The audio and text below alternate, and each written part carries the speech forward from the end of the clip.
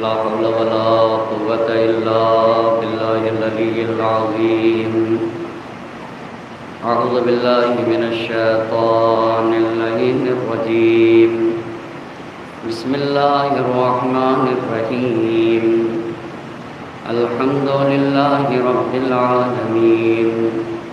الصلاة والسلام على أشرف الأنبياء والمرسلين خاتم النبيين سيدنا ومولانا أبي القاسم محمد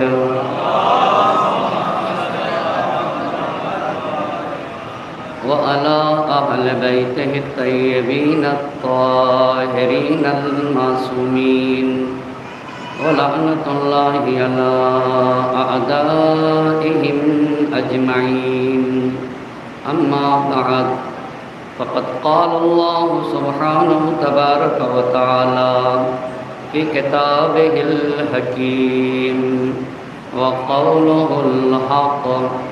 بسم الله الرحمن الرحيم. التائبون العابدون الحامدون السائحون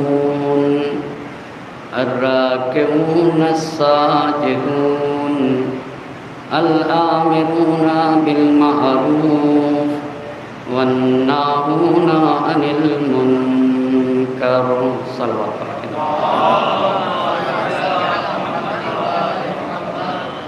عشر مجالس کی آج 7ویں گفتگو ہے اور عنوان گفتگو ہے کربلا گام بگام. اس عنوان پہ گفتگو کرنے کے لیے قرآن مجید کے جس آیہ مبارکہ کو سرنامہ سخن قرار دیا ہے اس میں اللہ مصلحین کے شرائط کو بیان کر رہا ہے.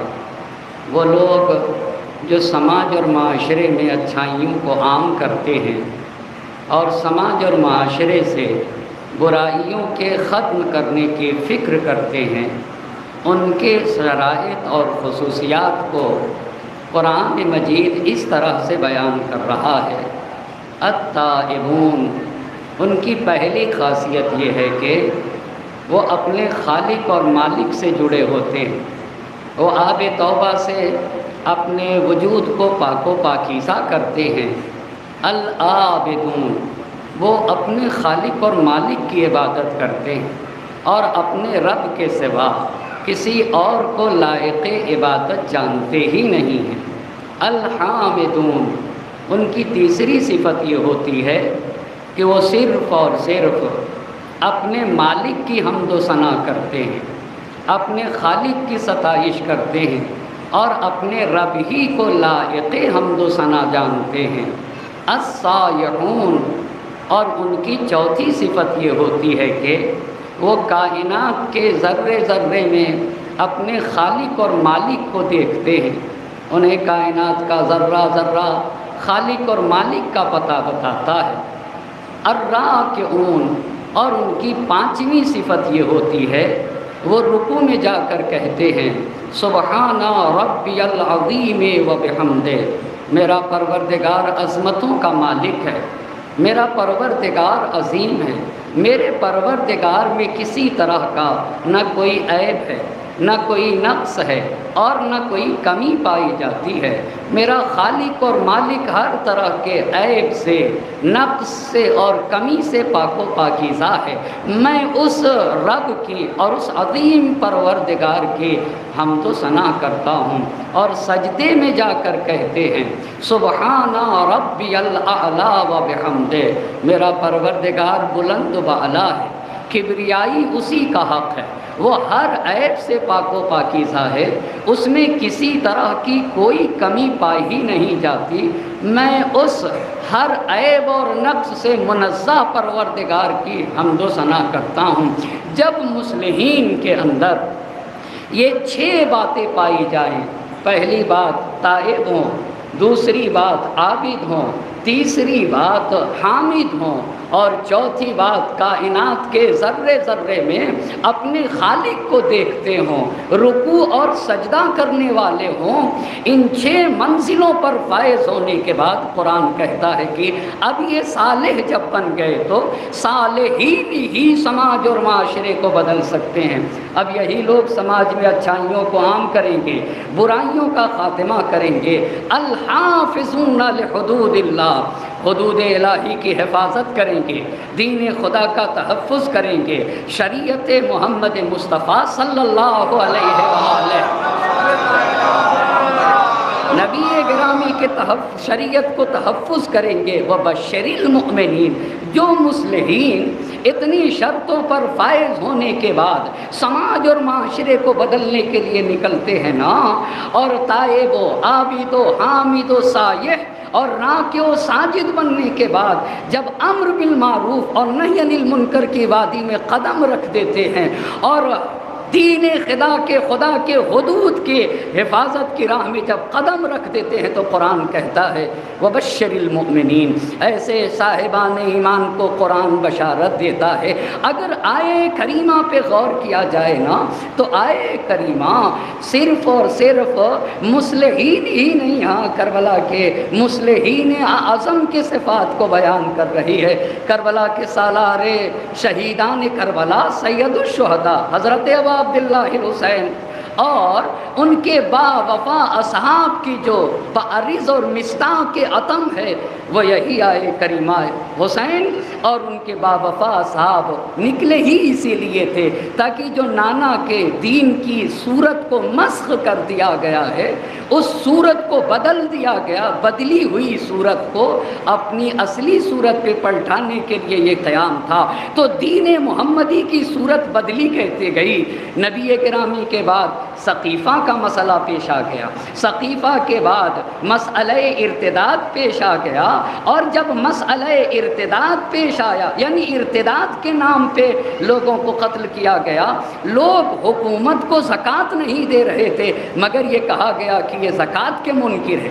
وہ منکر زکوٰۃ نہ تھے، وہ منکر حکومت تھے، انہوں نے حکومت کا انکار کیا تھا، انہوں نے زکوٰۃ کا انکار نہیں کیا، مگر ان کا گلا کاٹ دیا گیا، یہ کہہ کے کہ یہ مرتد ہو گئے، یہ کہہ کے کہ یہ کافر ہو گئے، اور اسی طریقے سے سلسلہ یہاں تک پہنچا کہ انہوں نے اپنے بعد یعنی پہلے خلیفہ نے اپنے بعد کا جانشین دوسرے خلیفہ کو معین کیا۔ اسی لیے کل کی جو بات آپ کی خدمت میں عرض کیا تھا، پہلی بات یہ عرض کی تھی کہ دوسرے خلیفہ کا تقرر کیسے ہوا، یہ کل کی بات تھی۔ اس کے بعد دوسری بات کل کی یہ تھی کہ جب دوسرے خلیفہ آئے تو ان کے یہاں نظام حکومت کیا تھا، انہوں نے سیاست کے قانون کیا لاگو کیے تھے، یہ دوسری بات تھی۔ تیسری بات یہ عرض کیا تھا کہ دوسری حکومت میں امیر المؤمنین علی علیہ السلام کا کردار کیا تھا، اور چوتھی بات آپ کی خدمت میں یہ عرض کیا تھا کہ دمشق کیسے فتح ہوا، اور پانچویں بات یہ عرض کیا تھا عراق کیسے فتح ہوا۔ یہیں پہ بات رک گئی تھی نا، عراق کیسے فتح ہوا۔ عراق کے 2 شہر تھے، ایک شہر کا نام تھا ہیرا، دوسرے شہر کا نام تھا انبار۔ عراق کا جو مرکزی شہر تھا اس شہر کو کہا جاتا ہے شہر ہیرا، بہت توجہ کریے گا، جہاں لخمی بادشاہوں کی حکومت تھی۔ اور سن 13 ہجری میں محرم کے مہینے میں خالد بن ولید کی قیادت میں شہر ہیرا کو بھی فتح کیا گیا اور شہر انبار کو بھی فتح کیا گیا، لیکن اس کے بعد خالد بن ولید کو دمشق بلا لیا گیا، لہٰذا عراق کے باقی شہر کو بکر بن وائل کے سردار مثنی بن حارث شیبانی نے ہیرا سے لے کر بابل تک کو فتح کیا۔ کیوں عراق کو فتح کیا گیا تھا؟ کیوں عراق کو پہلے فتح کیا گیا تھا؟ اس لیے عراق کو پہلے فتح کیا گیا تاکہ ایران کو فتح کرنے میں آسانی ہو سکے۔ اور یہ بھی رائے کس نے دی تھی؟ یہ جو مثنی بن حارث شیبانی ہے، یہ عراق کا رہنے والا انسان ہے، عراق کا رہنے والا انسان، اس نے عراق سے آ کر حضرت ابو بکر کی خدمت میں ایک مشورہ پیش کیا اور کہا یہ کہ اگر ایران کو فتح کرنا ہے تو پہلے کسے فتح کرنا ہوگا؟ پہلے عراق کو فتح کرنا ہوگا، اور پھر عراق جب فتح ہوا تو یہی شخص مثنیٰ بن حارثہ حضرت ابو بکر کی خدمت میں آ کر کہتا ہے کہ ایران کو کس طریقے سے فتح کیا جا سکتا ہے، اور اس نے یہ کہا کہ میرے مدد کے لیے ایک لشکر بھیجیے، میں ایران کو فتح کرنے میں مدد کروں گا۔ تو حضرت ابو بکر نے دوسرے خلیفہ سے یہ کہا، چونکہ ابو بکر کے جانے کے دن قریب تھے اور وفات اور انتقال کا وقت قریب تھا، تو حضرت ابو بکر نے حضرت عمر سے کہا کہ دیکھو مثنیٰ بن حارثہ کی مدد کرنا، کس چیز میں مدد کرنا؟ فوج بھیجنے میں مدد کر دینا۔ تو جب پہلے خلیفہ کا انتقال ہوا تو اب کون آیا ہے؟ دوسرے خلیفہ آئے۔ دوسرے خلیفہ کا زمانہ انہوں نے جناب مختار کے والد کو، ابو عبیدہ ثقفی کو، جناب مختار کے والد کا نام ہے ابو عبیدہ ثقفی، ابو عبیدہ ثقفی کو لشکر کا کمانڈر بنا کے ایران سے لڑنے کے لیے بھیجا۔ اچھا، تو ابو عبیدہ ثقفی ایک اور دوسرے کون تھے؟ مثنیٰ بن حارثہ شیبانی، ان دونوں نے مل کر ایران کے خلاف جنگ کا آغاز کیا اور کئی لڑائیوں میں پے در پے ایران کو شکست دے دیا۔ کن لوگوں نے ایران کو شکست دے دیا؟ ابو عبیدہ ثقفی جناب مختار کے والد نے، اور مل کے دوسرا انسان کون تھا؟ مثنیٰ بن حارثہ شیبانی نے کئی مرتبہ۔ لیکن ایران، اب اس کا مطلب کیا ہوگا؟ جنگ کس سے ہو رہی ہے؟ ایک طرف ایران ہے، اس وقت اسے فارس کہا جاتا ہے، اور دوسری طرف کون ہے؟ مسلمانوں کا لشکر ہے نا۔ تو کئی لڑائیوں میں ایران کو شکست دیا، لیکن ایک واقعہ جسر کے نام سے مشہور ہے۔ یہ کیا ہے؟ یہ کیا ہے؟ جسر کہتے ہیں پل کو۔ یہ واقعہ پل کیا چیز ہے؟ مسلمانوں کا لشکر ایک پل سے گزرا، اور پل بھی ہاتھ سے بنایا ہوا پل تھا، مان لیجئے لکڑیوں سے بنایا ہوا پل۔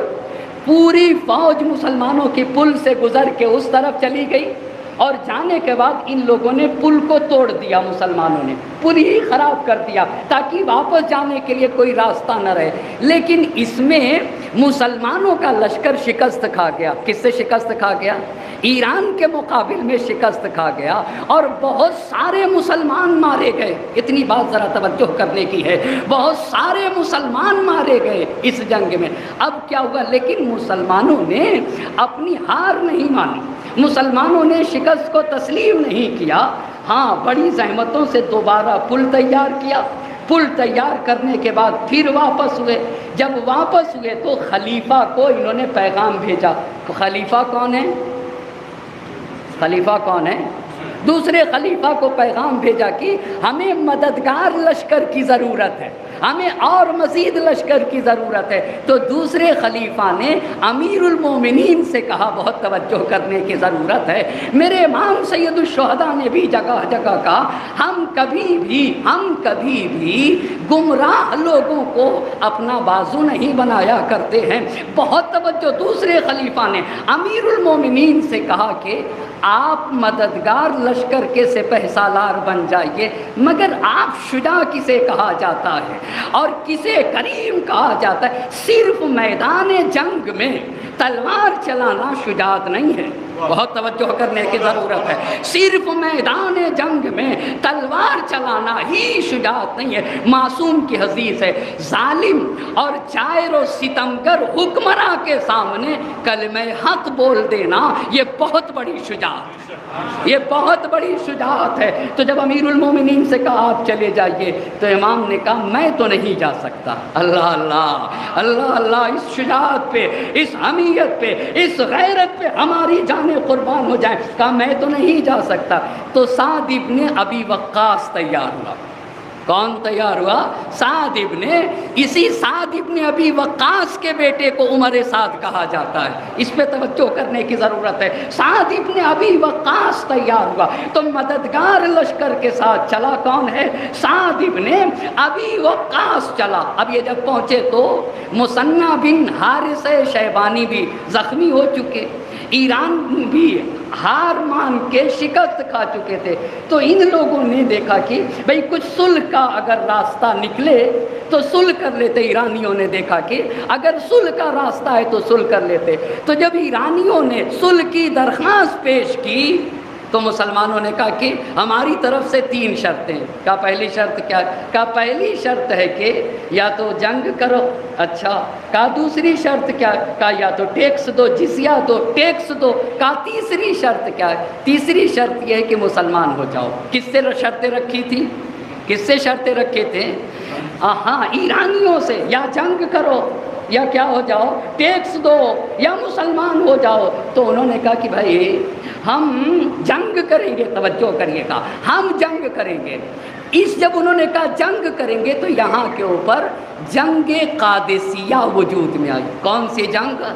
یعنی وہ جنگ جو مسلمان فارس کے خلاف لڑے، فارس یعنی ایران کے خلاف، اس جنگ کو کون سی جنگ کہا جاتا ہے؟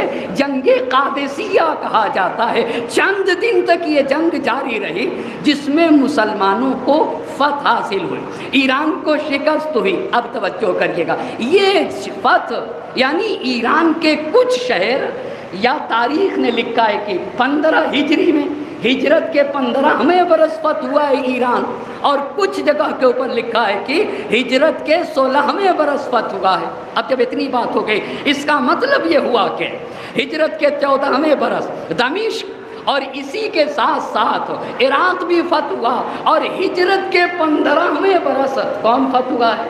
کون فتح ہوا ہے؟ ایران فتح ہوا، یا 15ویں برس یا 16ویں برس۔ تو جب مسلمانوں کی فوج ایران سے لڑ رہی تھی تو سوال یہ کہ مسلمانوں کی فوج کی چھاونی کہاں بنائی گئی؟ جنگ قادسیہ میں۔ بھئی چھاونی بنائی جائے گی نا، مسلمانوں کی فوج کی چھاونی کہاں بنائی گئی؟ 2 جگہیں تھیں اس وقت، آباد جگہ نہیں تھی۔ ایک جگہ کو بصرہ کہا جاتا ہے، دوسری جگہ کو کوفہ کہا جاتا ہے۔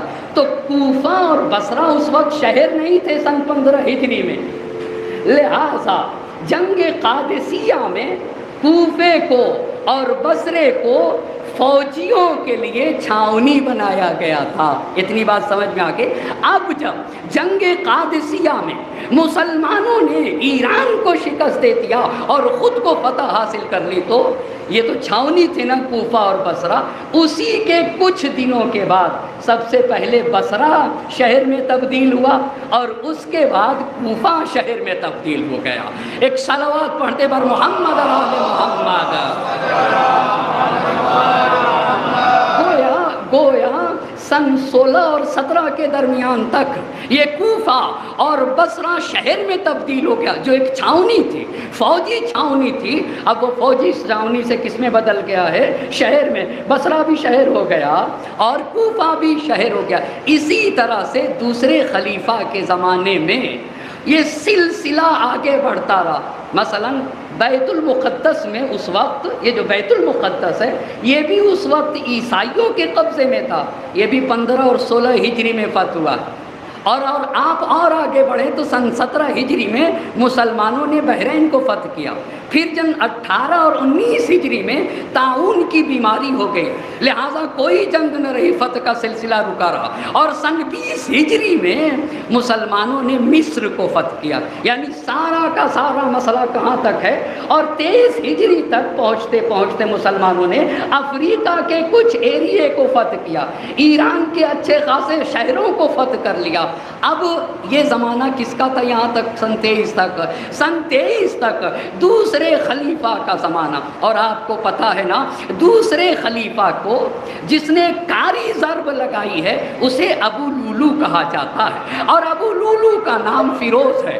ابو لولو ایران کے رہنے والے ہیں، ایران کے ایک شہر کاشان کے رہنے والے ہیں۔ آج بھی ابو لولو کا مزار اور ابو لولو کی قبر کاشان کے اندر موجود ہے نا۔ ابو لولو نے بڑی کاری ضرب لگائی تھی، اور ایسی ضرب لگائی تھی کہ جب حضرت عمر بن الخطاب پانی پیتے تھے تو باہر نکل آتا تھا، پانی رکتا نہیں تھا، لہٰذا انہوں نے دیکھا یہ اور محسوس کیا۔ اب اس تاریخ کو پڑھنا چاہوں گا آپ کی خدمت میں کہ آخر تیسرے خلیفہ کا انتخاب کیسے ہوا، آج کی گفتگو۔ بس دیکھا ثقیفہ نے پہلے خلیفہ کو بنایا، اور پہلے خلیفہ نے دوسرے خلیفہ کو بنایا، اور دوسرے خلیفہ کسے بنانے جا رہے ہیں؟ تیسرے خلیفہ کو بنانے جا رہے ہیں۔ پر دوسرے خلیفہ کو وصیت لکھنے والا کون تھا؟ پہلے خلیفہ کی تیسرے خلیفہ تھے نا، تو ان کا بھی تو حق ادا کرنا ہے یا حق ادا نہیں کرنا ہے؟ بھئی ان کا حق ادا کرنا ہے۔ بہت توجہ کریے گا، انہوں نے بڑی کاری ضرب لگائی تھی، بڑی کاری ضرب لگائی۔ پانی پیتے تھے تو رکتا ہی نہیں تھا، باہر نکل آتا تھا پانی، تو یہ سمجھ گئے کہ اب میں بچنے والا نہیں ہوں۔ لہٰذا اپنے اطراف والوں سے مشورہ کیا، اور مشورہ کرنے کے بعد توجہ کریے گا، اسے ایک سنی عالم دین ہے ابن ابی الحدید معتزلی، ابن ابی الحدید معتزلی نے اپنے کتاب شرح نہج البلاغہ میں اس بات کو لکھا ہے، اور وہاں سے نقل کر رہا ہوں۔ حضرت عمر بن الخطاب دوسرے خلیفہ نے اپنے آس پاس والوں سے کہا کہ رسول خدا جب دنیا سے گئے تو 6 لوگوں سے راضی تھے۔ کتنے لوگوں سے راضی تھے؟ 6 لوگوں سے راضی تھے۔ بہت توجہ کریے گا، ان کے الفاظ ہیں علی، عثمان، طلحہ، زبیر، سعد ابن ابی وقاص، عبد الرحمن ابن عوف۔ کتنے لوگوں کو بتا دیا میں نے؟ مجھے بتائیے ذرا۔ یہی کہا انہیں 6 لوگوں سے گزرے۔ انہوں نے کہا کہ میری رائے یہ ہے، بہت توجہ کرے گا میرا مجمع، میری اما اس پہ غور کریے گا، میری رائے کیا ہوتی ہے الہی رہنما کے چننے کے لیے؟ بہت غور کرنے کی ضرورت ہے۔ یہ میری رائے کا کیا مطلب ہے؟ یہی تو انحراف ہے دین میں، یہی تو دین کو بدلا جا رہا ہے۔ میری رائے کا مطلب کیا ہے؟ بھئی دین خدا کا ہے، رہنما خدا کا ہونا چاہیے، اصول بھی خدائی ہونے چاہیے، اللہ اللہ، اصول بھی خدائی ہونے چاہیے نا۔ میری رائے یہ ہے کہ 6 لوگوں کی، اس کو کہتے ہیں شورا۔ کیا کہا جاتا ہے؟ شورا۔ شورا کا مطلب یہ ہوتا ہے 6 لوگوں کی کمیٹی بنائی تھی دوسرے خلیفہ نے، اور اس میں یہ کہا تھا کہ یہ لوگ آپسی مشورے کے ذریعے سے ان 6 میں سے کسی ایک کو رہنما چن لیں، کسی ایک کو خلیفہ چن لیں۔ اسے کہا جاتا ہے کیا؟ اسے کہا جاتا ہے شورا۔ کاری ضرب لگنے کے بعد انہوں نے یہ شورا بنایا ہے۔ اب میرا مجمع توجہ سے سنے گا، شورا بنایا، کہا میری رائے یہ ہے کہ یہ 6 لوگ سے رسول خدا اپنی وفات کے وقت کیا تھے؟ راضی تھے، راضی گئے ہیں، لہٰذا ان کی ایک کمیٹی بنے گی۔ صحیح ہو گئی یہاں تک بات؟ یہ اپنے مشورے کے ذریعے سے کسی ایک کو انتخاب کر لیں گے، اور کہتے ہیں کہ دوسری بات سنیے گا، اگر میں کسی کو اپنا جانشین معین کروں تو یہ بھی سنت ہے، اور معین نہ بھی کروں تو بھی سنت ہے۔ توجہ کریے گا، اگر میں معین کرتا ہوں اگر میں خود جانشین معین کروں تو یہ بھی سنت، جانشین معین نہ کروں تو یہ بھی سنت۔ اچھا معین کریں تو کیسے سنت؟ کہا مجھ سے بہتر حضرت ابو بکر نے جانشین معین کیا تھا، تو اگر میں معین کرتا ہوں تو سنت، دین بگڑ رہا ہے۔ معصوم کے عمل کو سنت کہا جاتا ہے، غیر معصوم کا عمل سنت نہیں ہوتا ہے۔ آپ غور کر رہے ہیں نا بھائی، معصوم کا عمل سنت ہوتا ہے، مگر یہ غیر معصوم کے عمل کو سنت بتا رہے ہیں۔ کہا اگر میں معین کرتا ہوں تو یہ بھی سنت۔ کیسے سنت ہے؟ مجھ سے بہتر نے معین کیا۔ بہتر کون تھا آپ سے؟ کہا حضرت ابو بکر نے معین کیا تھا، اگر میں معین کرتا ہوں تو سنت، اور اگر معین نہ کروں تو یہ بھی سنت۔ کیوں؟ اس لیے کہ مجھ سے بہتر رسول خدا نے معین نہ کیا تھا۔ اچھا حضرت ابو بکر کو سمجھ میں آتی ہے بات کہ بغیر رہنما کے معین کیے ہوئے دنیا سے جانا بہتر نہیں ہے، مگر نبی گرامی کو الیاذ باللہ اتنی سمجھ نہیں، الیاذ باللہ اتنی سمجھ نہیں، لہٰذا انہوں نے کہا کہ ان 6 لوگوں کو بلایا جائے۔ کن 6 لوگوں کو؟ کن 6 لوگوں کو؟ 3 کے نام آپ بتا دیجئے، 4 تو آپ آسانی سے بتا دیں گے۔ علی علیہ السلام، عثمان، اور کون؟ طلحہ و زبیر کو ایک ساتھ رکھیے، سعد ابن ابی وقاص، چھٹے کون ہیں؟ عبد الرحمن ابن عوف، کہاں ان لوگوں کو بلایا جائے۔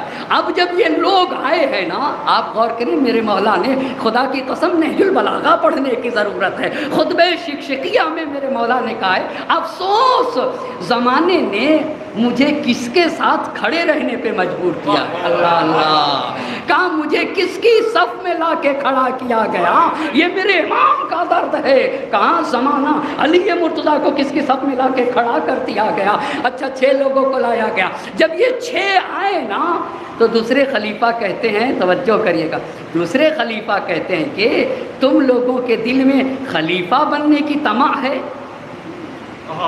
طمع کسے کہتے ہیں؟ لالچ ہے تم سب میں، تم میں کیا؟ تم میں خلیفہ بننے کی طمع ہے، تم خلیفہ بننا چاہتے ہو، سب سے کہا، بہت توجہ کریے گا۔ اچھا تو سارا مجمع خاموش رہا، طلحہ نے کہا کہ کیوں نہ بنے؟ طلحہ نے کیا کہا؟ کیوں نہ بنے؟ کیا ہم تم سے کم ہیں؟ بہت توجہ کریے گا، بہت توجہ کریے گا، کیا ہم تم سے کم ہیں؟ اچھا طلحہ بولے کیسے؟ جاہز نے کہا ہے کہ اگر طلحہ کو پتہ نہ ہوتا کہ دوسرے خلیفہ جانے والے ہیں تو ہرگز نہ جرأت کرتا۔ ایک صلوات پڑھے بر محمد اور آل محمد، ایک اور صلوات پڑھتے بر عظمت محمد اور آل محمد۔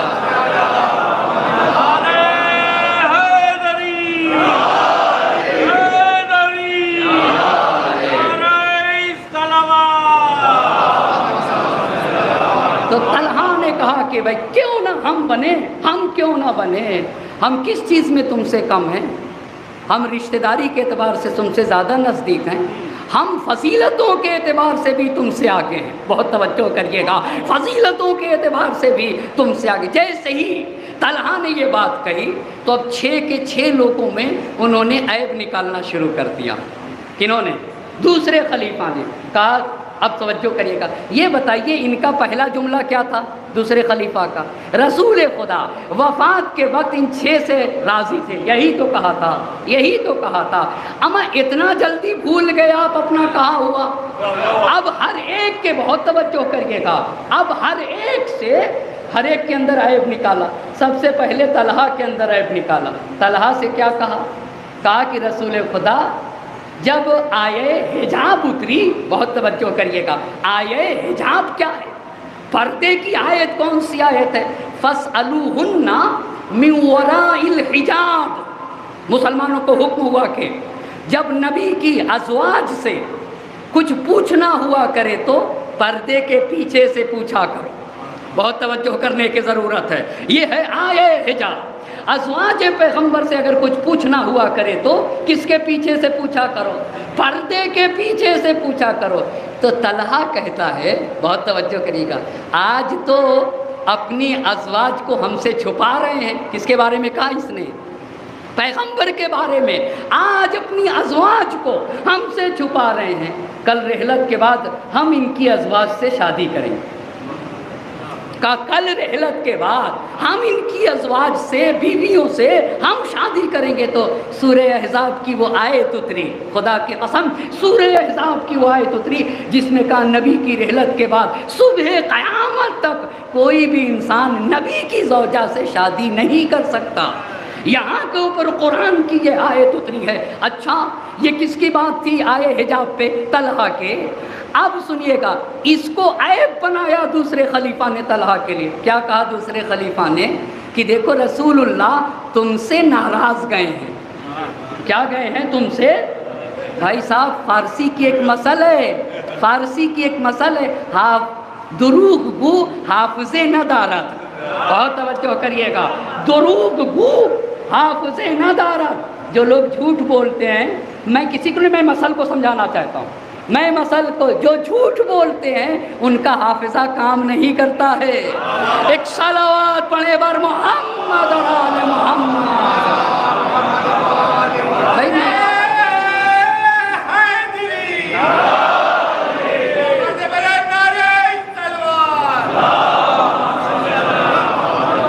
بھائی صاحب آپ سے یہ پوچھ، ابھی تو آپ کہہ رہے تھے رسول راضی گئے، اللہ اللہ، ابھی تو آپ کہہ رہے تھے رسول راضی گئے، اور ابھی آپ نے کہہ دیا کہ رسول ناراض گئے۔ اچھا اب امیر المومنین کی طرف بڑھے، اللہ اللہ، جانے قربان ہو جائے نا امیر المومنین کی ذات والا صفات کے اوپر۔ کہا آپ تو سیدھے راستے کی طرف ہدایت کر رہیں گے، آپ ہی وہ ہیں جو سچے راستے کی طرف، سیدھے راستے کی طرف، صحیح راستے کی طرف۔ فضیلت وہ ہے جس کا غیر اعتراف کرے، بہت توجہ کرنے کی ضرورت ہے۔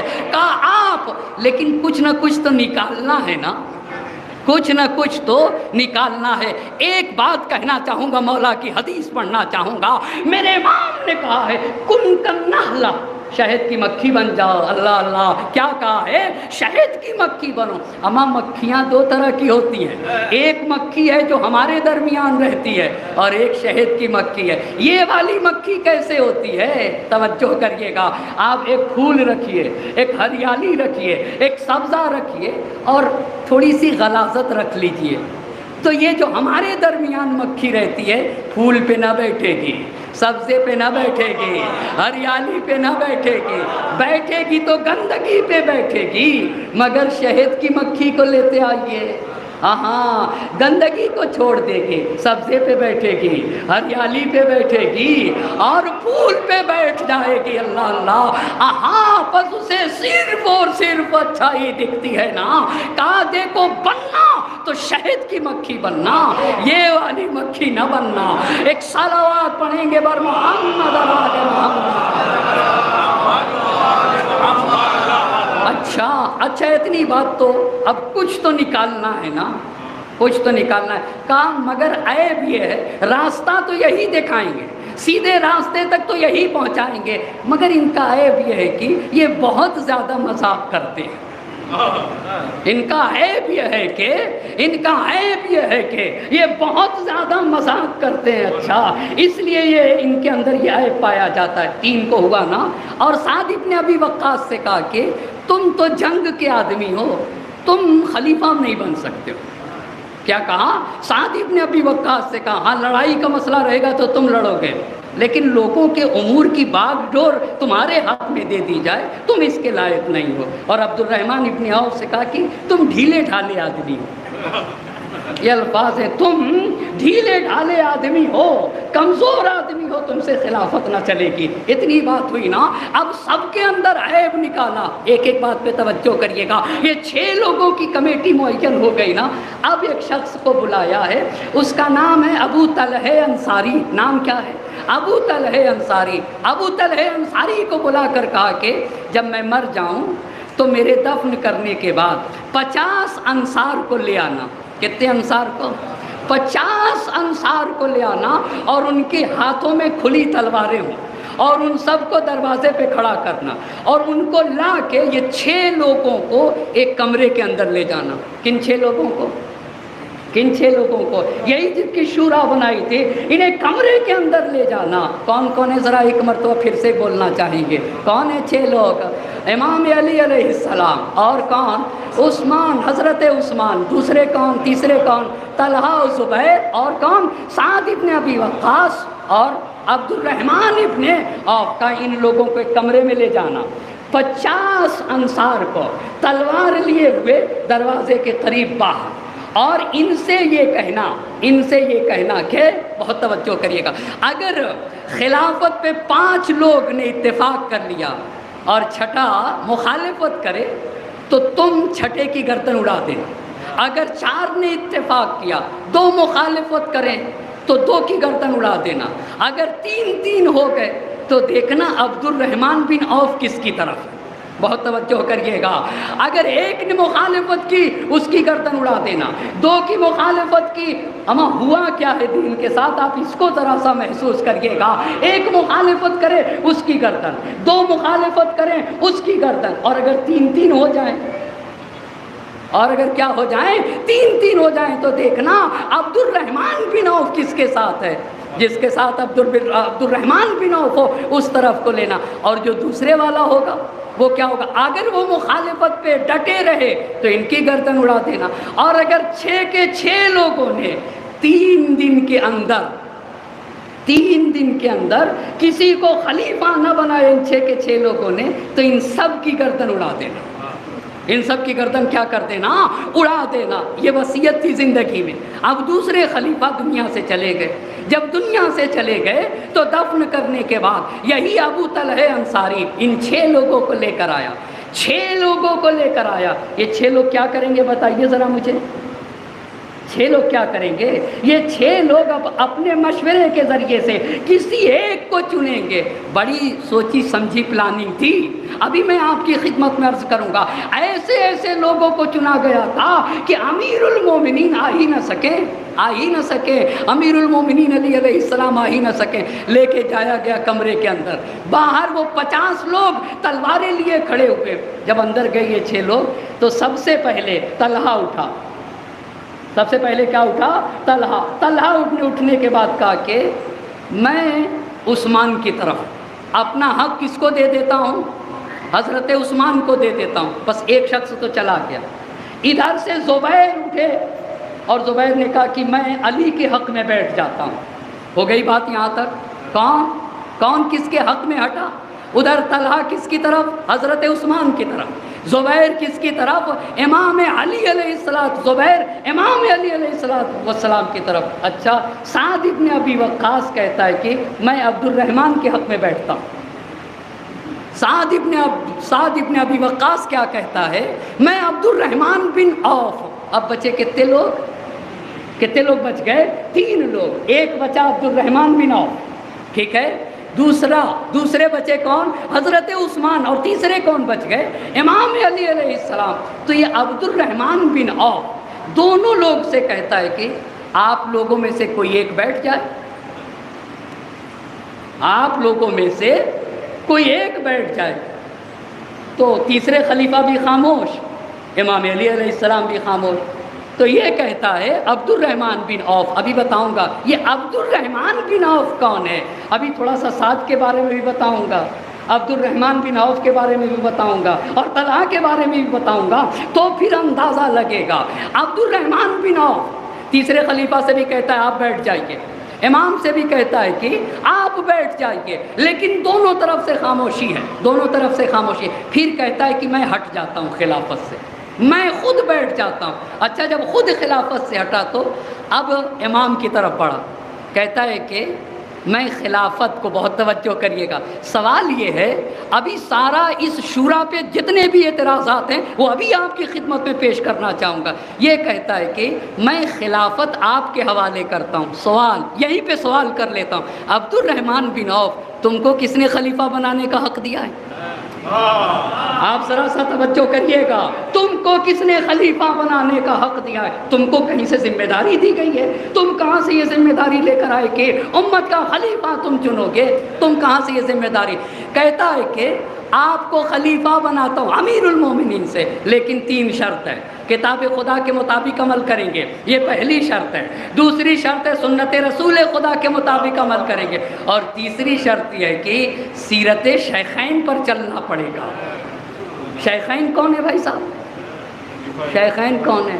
2 بوڑھے، عربی میں شیخ بوڑھے کو کہتے ہیں۔ ایک سلوات، کون ہے وہ 2 بوڑھے؟ 2 بوڑھے کون ہیں؟ پہلے خلیفہ اور ایک صلوات پڑھتے بر محمد اور آل محمد۔ کیا کہا؟ امیر المومنین سے کتنی شرطیں رکھ دی؟ 3 شرطیں. پہلی شرط کیا ہے؟ کتاب خدا کے مطابق. دوسری شرط کیا ہے؟ سنت رسول کے مطابق.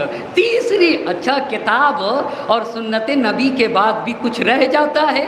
بہت توجہ کرنے کی ضرورت ہے. کیا کتاب خدا اور سنت نبوی کے بعد کچھ رہ بھی جاتا ہے؟ کہا تو امام نے کہا کہ میں تو اس شرط پہ قبول کروں گا، اس شرط پہ قبول کروں گا کہ کتاب خدا اور سنت رسول خدا، اور خود اپنے اوپر اپنی رائے کے مطابق اپنے اوپر، چونکہ امام معصوم ہے نا، جیسے رسول کی سنت حجت ہے ویسے ہی ائمہ اطہار کی سنت حجت ہے. اسی لیے ہم نے کہا سنت معصوم حجت ہے. صرف ہم سنت رسول کو حجت نہیں جانتے. جیسے رسول کی سنت حجت ہے نا، ویسے ہی امام معصوم کی سنت حجت ہے. جب اتنی بات کہی ہے نا، امام نے کہا کہ میں تو قرآن کے مطابق عمل کروں گا، سنت رسول خدا کے مطابق عمل کروں گا، اپنی صلاح حدیث کے مطابق عمل کروں گا. تو تیسرے خلیفہ کی طرف بڑھا، کہا آپ کو خلیفہ بنا دوں گا، شرط یہ ہے کہ آپ قرآن کے مطابق، سنت رسول کے مطابق. تیسری شرط کیا تھی؟ سیرت شیخین. انہوں نے کہا اچھی بات. شاید ابھی بات تمام نہیں ہوئی تھی، انہوں نے ہاں کہہ دیا. انہوں نے کیا کہا؟ انہوں نے ہاں کہہ دیا. خدا کی قسم کیا بات جوش نے کہی ہے، کتنی عظیم بات. آسمان زندگی پہ کہکشاں ہے کربلا. توجہ کرنے کی ضرورت ہے. آسمان زندگی پہ کہکشاں ہے کربلا، فرق استبداد پہ گرزے گرا ہے کربلا. کہا ظلم کی پیشانی کے اوپر ایک مضبوط گرز کو کربلا کہا جاتا ہے. حفظ ناموس بشر کی پاسباں ہے کربلا، خون کے دھارے پہ بنتی داستاں ہے کربلا. ایک صلوات پڑھیں گے بر محمد اور آل محمد.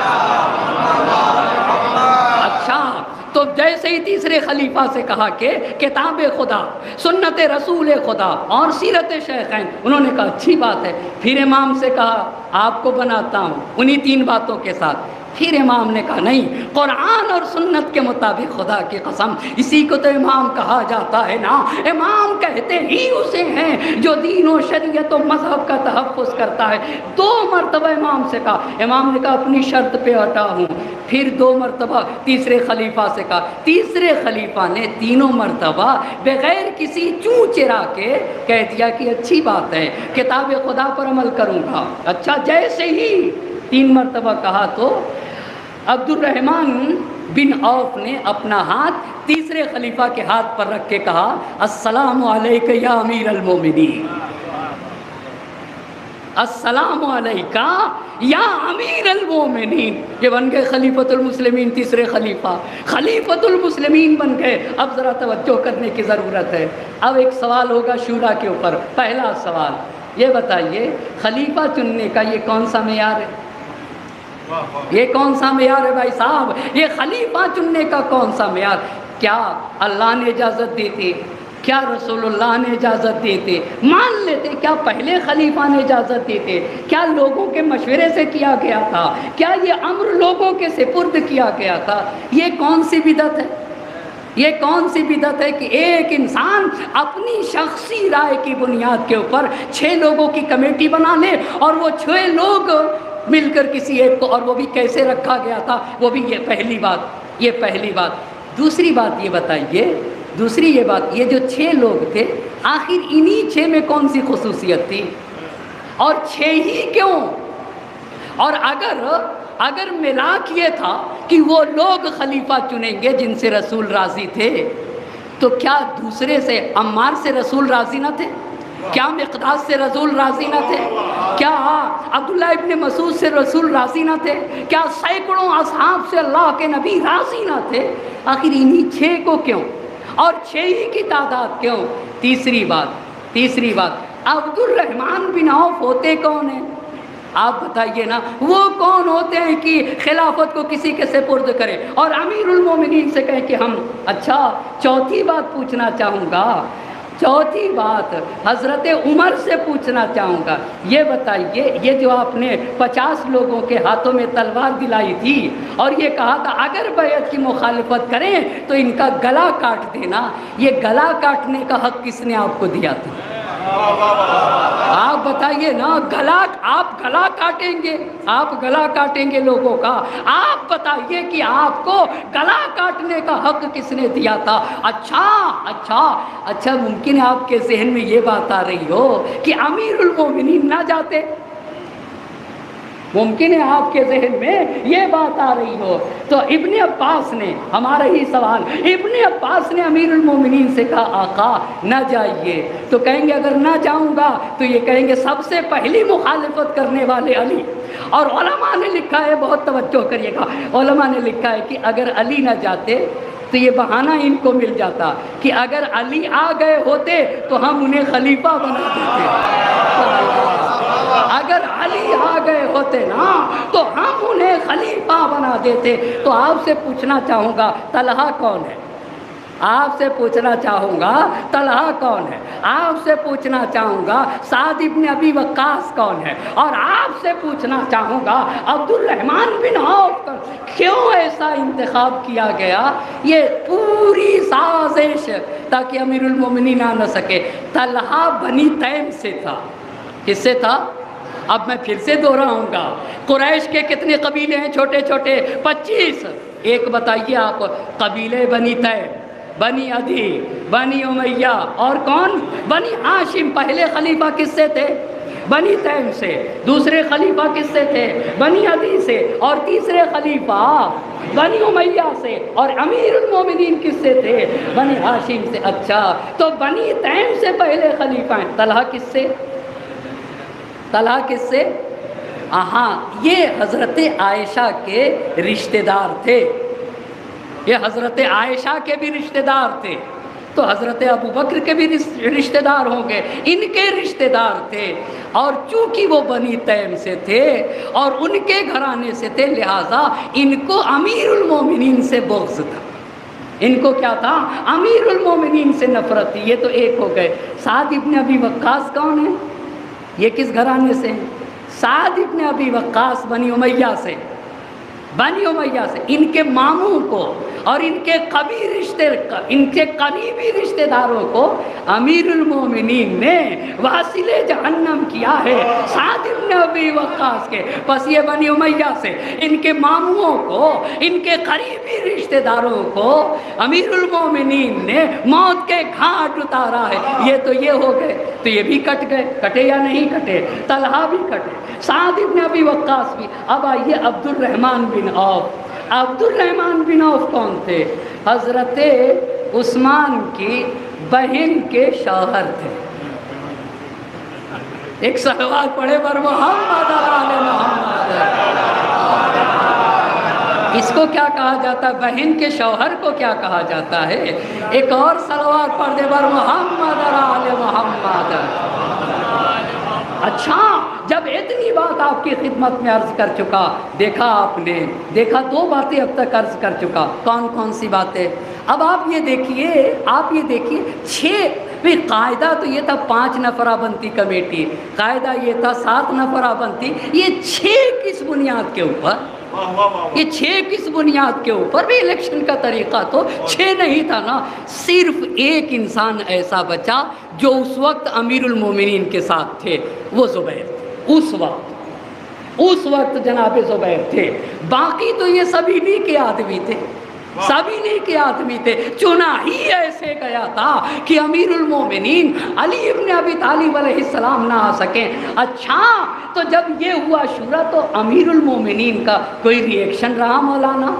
बहुत तवज्जो करिएगा, क्या अमीरुल मोमिनीन का कोई रिएक्शन रहा? जी हाँ, बहुत रिएक्शन रहा। आपको पता है तारीख़ की किताबों में, हदीस की किताबों में, अमा खुदा की कसम जाने कुर्बान हो जाएं, मैं आज भी सोच रहा था कि अगर सिर्फ अमीरुल मोमिनीन ने इन तीनों हुकूमत में जहाँ जहाँ इनकी मदद की है ना, सिर्फ अगर वो पढ़ा जाए तो 1 अशरे से ज़्यादा दरकार है, सिर्फ वो पढ़ा जाए।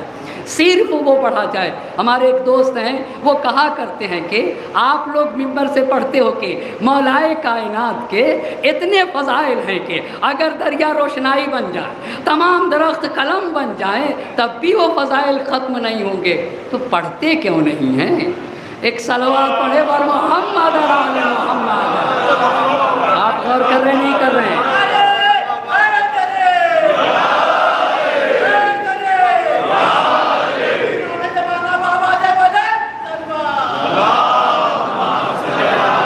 اگر ہیں تو پڑھنا چاہیے نا، اگر ہیں تو۔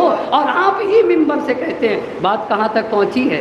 بات کہاں تک پہنچی کہ اس شورا کے خلاف احتجاج کیا تھا میرے امام کا، کیا کوئی ری ایکشن تھا؟ آپ کو بتا دوں، ہماری معتبر کتابوں میں سے 1 امالیہ شیخ طوسی، 2 خصال شیخ صدوق، 3 دیلمی کی ارشاد القلوب، یہ ہماری کتابیں ہیں۔ اچھا، ابن مغازلی شافعی کی کتاب ہے مناقب، خطیب خوارزم کی کتاب ہے مناقب، اور ذہبی کی کتاب ہے میزان الاعتدال۔ کتنی کتابیں بتائیے آپ کو؟ 6۔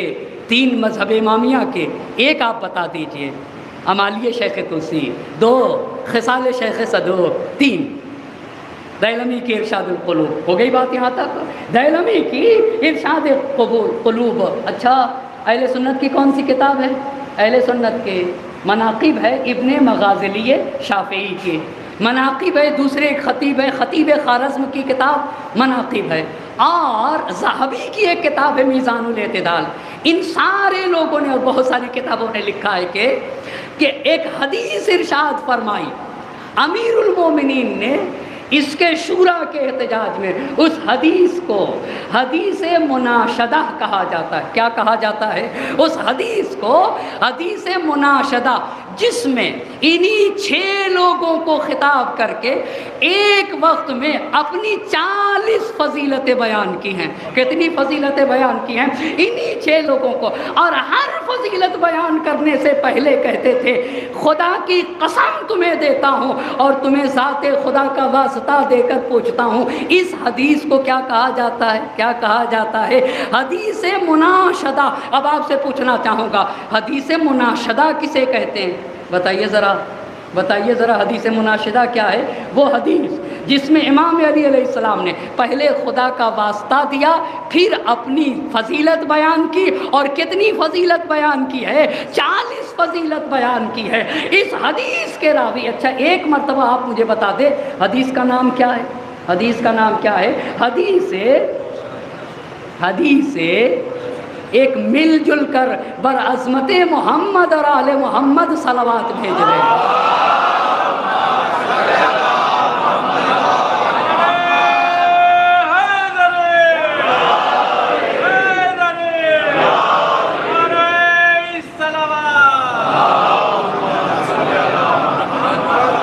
میرے خیال سے ایک صلوات باہر کے لوگ اور اندر کے لوگ مل کر بھیجیں گے۔ صلی اللہ محمد وآل محمد۔ زندگی شعلہ جب والا ہے گلزار نہیں، اللہ اللہ۔ زندگی شعلہ جوش، زندگی شعلہ جب والا ہے گلزار نہیں، موت کا گھاٹ ہے یہ مصر کا بازار نہیں، اپنے آقا کی تاسی پہ جو تیار نہیں، اپنے آقا کے زندگی شعلہ جب والا ہے گلزار نہیں، موت کا گھاٹ ہے یہ مصر کا بازار نہیں، اپنے آقا کی تاسی پہ جو تیار نہیں، زندہ رہنے کا وہ انسان سزاوار نہیں، جو حسینی بھی ہو اور موت سے بھی ڈرتا ہے، ہاں وہ توہین حسین ابن علی کرتا ہے۔ اما کیسے سرما حسین لے کر آئے تھے نا، حسین کی بہن کو پہلے زمانہ تو پہچانے، پھر بعد میں حسین کے عباس کو پہچانے گی، اور حسین کے سید سجاد کو پہچانے گے، اما اپنے خطبوں کی تلواروں سے یزید یزید کو کس طریقے سے مٹایا ہے، اسے حسین کی بہن زینب کہا جاتا ہے۔ بے درد کے جوش، بے درد کے حسرت کو نکلتے نہیں دیکھا، کاغذ کی کبھی ناؤ کو چلتے نہیں دیکھا، ظالم کو کبھی پھولتے پھلتے نہیں دیکھا۔ ٹھوکر ہے وہ، ٹھوکر ہے یہ وہ جس سے سنبھلتے نہیں دیکھا۔ وہ تخت ہے کس قبر میں، وہ تاج کہاں ہے، اے خاک بتا زور یزید آج کہاں ہے۔ اللہ اللہ، اے خاک بتا۔ اما شاعر نے خاک سے پوچھا ہے، خاک سے، وہ تخت ہے کس قبر میں، وہ تاج کہاں ہے، اے خاک بتا زور یزید آج کہاں ہے۔ احساس نہیں جس میں وہ تاریخ ہے سینہ، دوزخ میں اترتا ہے صدا ظلم کا زینہ، پستی کی علامات ہیں انصاف سے کینہ، انصاف۔ اللہ اللہ، اما یہ جو کچھ ہوا شورا میں، یہ انصاف ہی سے تو کینہ ہے، عدل ہی سے تو کینہ ہے، حق ہی سے تو کینہ ہے، اور کیا چیز ہے۔ اللہ اللہ، کتنی پیاری بات جوش نے کہی ہے، بے درد کے حسرت کو نکلتے نہیں دیکھا، کاغذ کی، اللہ اللہ، کاغذ کی کبھی ناؤ کو، باطل کی مثال کاغذ کی ناؤ جیسی ہے۔ اللہ اللہ، ارے باطل کی مثال کاغذ کی ناؤ جیسی ہے، بے درد کے حسرت کو نکلتے نہیں دیکھا، کاغذ کی کبھی ناؤ کو چلتے نہیں دیکھا، ظالم کو کبھی پھولتے پھلتے نہیں دیکھا۔ ٹھوکر ہے یہ وہ جس سے سنبھلتے نہیں دیکھا، وہ تخت ہے کس قبر میں، وہ تاج کہاں ہے، اے خاک بتا، اے خاک بتا، اللہ اللہ، اے خاک بتا زور یزید آج کہاں ہے۔ احساس نہیں جس میں وہ تاریخ ہے سینہ، دوزخ میں اترتا ہے صدا ظلم کا زینہ، پستی کی علامات ہیں انصاف سے کینہ، جو حق سے لڑا ڈوب گیا اس کا سفینہ، ہاں پیرو باطل کو ابھرتے نہیں دیکھا، جب زلف یہ بگڑی تو سنورتے نہیں دیکھا۔ اے قوم، وہی پھر ہے تباہی کا زمانہ، اسلام ہے پھر تیر حوادث کا نشانہ، کیوں چپ ہے اسی شان سے پھر چھیڑ ترانہ، تاریخ میں رہ جائے گا مردوں کا فسانہ، مٹتے ہوئے اسلام کا پھر نام جلی ہو، لازم ہے کہ ہر فرد حسین ابن علی ہو۔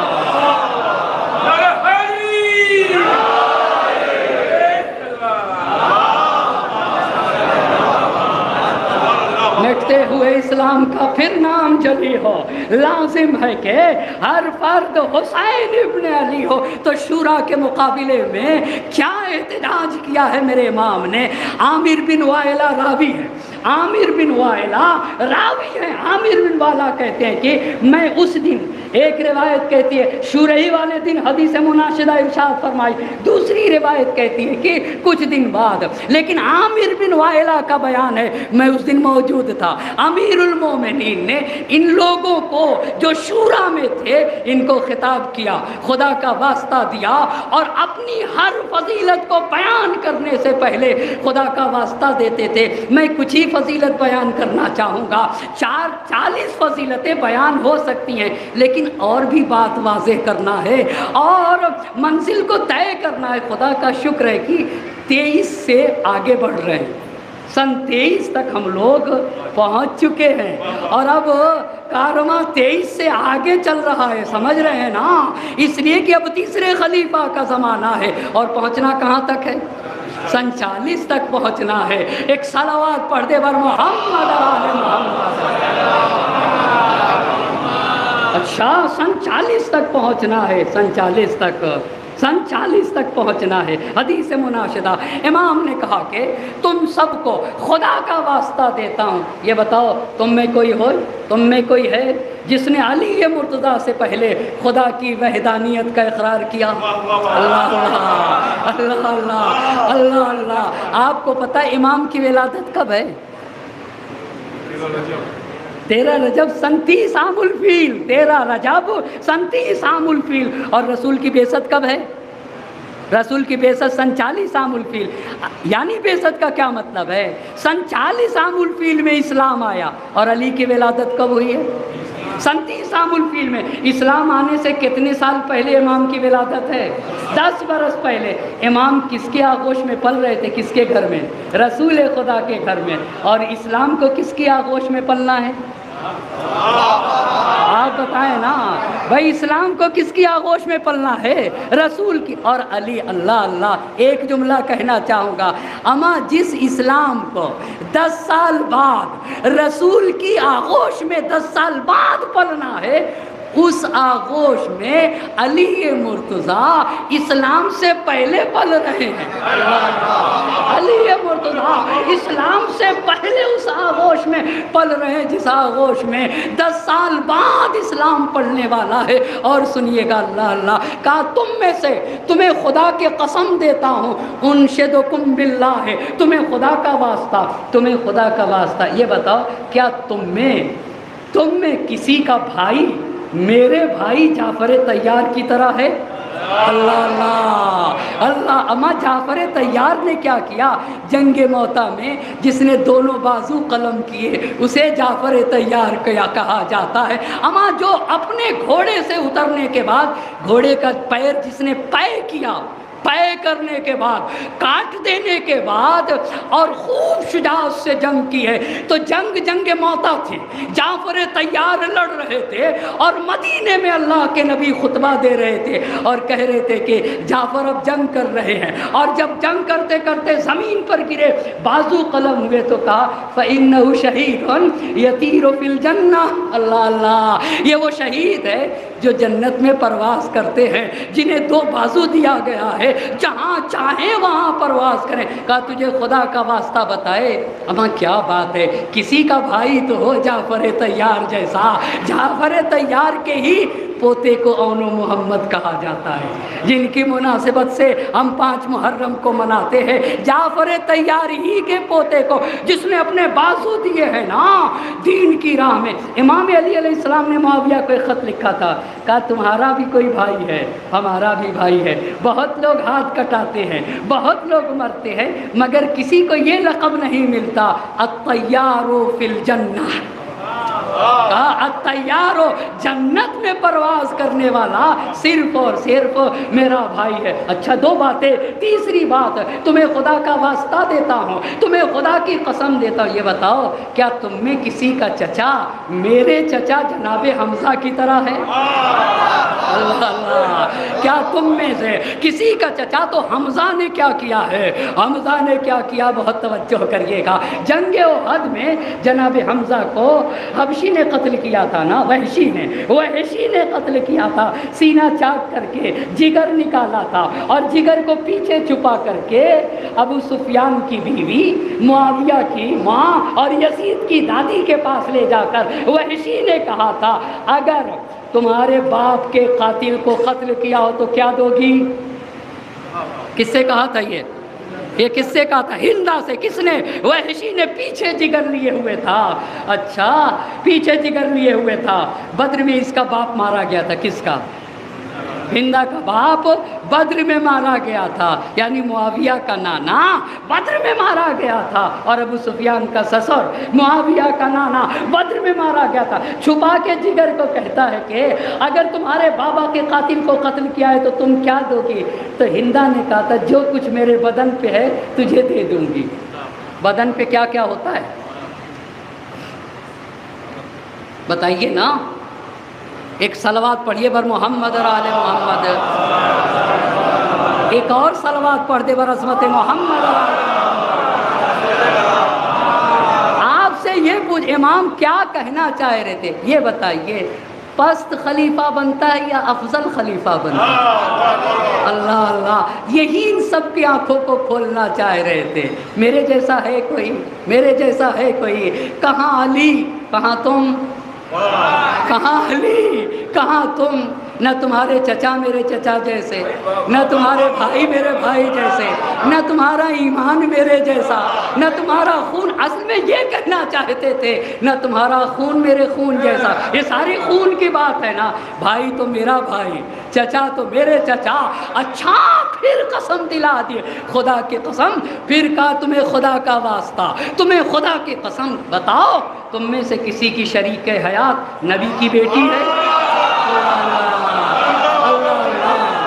جو کہا سیدہ نساء عالمین ہیں، اللہ اللہ، جو نساء عالمین کی سیدہ و سردار ہیں، وہ علی مرتضیٰ کی شریک حیات ہے۔ پھر میرے امام نے پوچھا، آپ کو پتہ ہے قرآن کی ایک آیت اتری تھی، کچھ لوگ رسول کو بہت پریشان کرتے تھے، جب دیکھو سوال پہ سوال کرتے تھے، جب دیکھو ان کا دروازہ کھٹکھٹا دیتے تھے، تو قرآن کی ایک آیت اتری۔ اچھا صرف دروازہ نہیں کھٹکھٹاتے تھے، کہتے تھے کہ ہم کچھ کان میں بات کرنا چاہتے ہیں، ہم آپ سے کیا کرنا چاہتے ہیں، یعنی اکیلے نجوا، اس کو کہتے ہیں نجوا، ہم کان میں بات کرنا چاہتے ہیں۔ تو قرآن کی ایک آیت اتری، یا ایھا الذین آمنوا اذا ناجیتم الرسول فقدموا بین یدی نجواکم صدقہ۔ اے صاحبان ایمان، کرنے کے بعد بھننے کے بعد نبی کے پاس تحفے کے طور پہ لے آئے، اللہ کے نبی یا آپ کے لیے۔ تو نبی نے کہا کہ اے اللہ، میں اکیلا نہیں کھانا چاہتا، اللہ میں اکیلا نہیں کھاؤں گا، اللہم اتنی بأحب الخلق الیک و الی، اے اللہ میرے دسترخوان پہ اسے بھیج دے جس کو تو سب سے زیادہ چاہتا ہے اور جسے میں سب سے زیادہ چاہتا ہوں، اللہ۔ اور پھر یہی نہیں کہا اور وہ بھی تجھ کو سب سے زیادہ چاہتا ہو اور مجھ کو بھی سب سے زیادہ چاہتا ہو۔ کس کو بلا رہے تھے؟ کچھ لوگ آئے تو نبی نے رخ موڑ لیا، جلدی گھر کی کچھ خواتین تھیں، وہ کہنے لگے اچھا تم آ جاؤ، دوسری نے کہا تم آ جاؤ، تو دونوں میں نبی نے رخ موڑ لیا۔ ام سلمہ نے کہا ارے یہ تم کیا کر رہی ہو، تمہیں کیا ہو گیا ہے؟ رسول نہ ان کو بلا رہے ہیں نہ ان کو بلا رہے ہیں، رسول علی مرتضیٰ کو بلا رہے ہیں۔ ایک صلوات پڑھے بر محمد آل محمد۔ اب آیا یہ جانتے کیا، یہ امامت کی دلیلوں میں یہ ساری حدیث تیر بھی امامت۔ یہ بتائیے افضل خلیفہ ہوگا یا افضل؟ بھئی افضل کہتے ہیں جو بلند و برتر ہو، کون خلیفہ؟ عقل کیا کہتی ہے؟ عالم خلیفہ ہوگا یا جاہل؟ پوچھنے والا خلیفہ ہوگا یا بتانے والا؟ اللہ، پوچھنے والا خلیفہ ہوگا یا بتانے والا خلیفہ ہوگا؟ اعلیٰ خلیفہ ہوگا یا ابتر و پست؟ یہ پورا اور کا حدیث تیر۔ اچھا حدیث تیر نہیں، پھر حدیث منزلت بھی ارشاد فرمائی۔ حدیث منزلت کہاں نبی نے کہا بتاؤ تمہیں خدا کا واسطہ ہے، کیا اللہ کے نبی نے تم میں سے کسی ایک کے لیے یہ فرمایا ہے؟ کیا اللہ کے نبی نے انت منی بمنزلت ہارون من موسیٰ الا انہ لا نبی بعدی، کیا تم میں سے کسی ایک کے لیے نبی گرامی نے ارشاد فرمایا اے علی تیری مثال مجھ نبی کے نزدیک بالکل ویسی ہے جیسے ہارون کی مثال موسیٰ کے نزدیک تھے؟ سب نے کہا اللہم بلا، اے علی ہمارے لیے نہیں فرمایا، آپ ہی کے لیے۔ اما سناتے، یہ تو سنی عالم دین تھے، ابن مغازلی شافعی نے اپنی کتاب مناقب میں لکھا۔ پھر امام نے پوچھ لیا یہ بتاؤ تمہیں خدا کا واسطہ، تمہیں خدا کی قسم دے کر پوچھنا چاہتا ہوں، کیا تم میں سے کسی ایک کے لیے قرآن کی آیت اتری انما یرید اللہ لیذھب عنکم الرجس اہل البیت ویطہرکم تطہیرا؟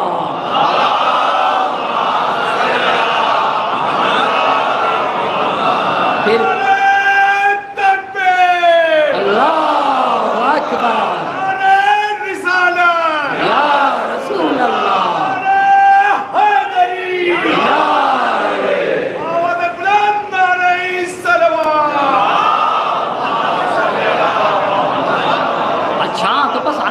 گفتگو میں کتنی باتیں، कुछ लोगों ने हमसे कहा कि मौलाना, हमारे साथियों में कि लखनऊ में तो मजलिस बड़ी छोटी चलती है। हमारे दोस्त अहबाब का लखनऊ में तो छोटी चलती है। मैंने कहा कि नहीं, ये सोच सोच का फ़र्क है। कल 1 घंटे 40 मिनट आप लोगों ने सुना है। मुझे नहीं पता आपको एहसास हुआ नहीं हुआ, मुझे एहसास नहीं हुआ। एक सलवात पढ़ते बार मोहम्मद आले मोहम्मद। और दूसरी बात यह है कि ये तहरीक है, ये मिशन है, ये हदफदार आज़ादारी है। हमें सन 40 हिजरी तक पहुंचना है। हमें एक मिसाल और दूं और आगे की गुफ्तगू को।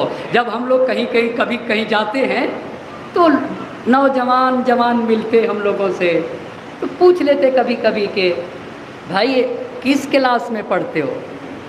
तो कहता है कि मौलाना साहब हाई स्कूल। फिर अगले साल गए, फिर वही बच्चा मिल गया, बेटा किस क्लास में हो? कहा हाई स्कूल। तीसरे साल भी मिला तो फिर उससे जब पूछा तो क्या कह रहा है? High school. अमा 10 बरस तक हम मिलते रहे और उससे पूछते रहे तो वो क्या कहता रहा? High school. अच्छा, अगर आपसे कहे तो आप क्या कहिएगा? 2 ही बात तो है, या ये पढ़ता नहीं है जी, या ये पढ़ता नहीं है, या पढ़ाया नहीं जाता है। इसके सिवा तीसरी एक सूरत नहीं हो सकती। या पढ़ता नहीं है या पढ़ाया नहीं जाता। दुनिया में जो सबसे ज़्यादा जो कौम सुनती है वो हम और आप हैं जी।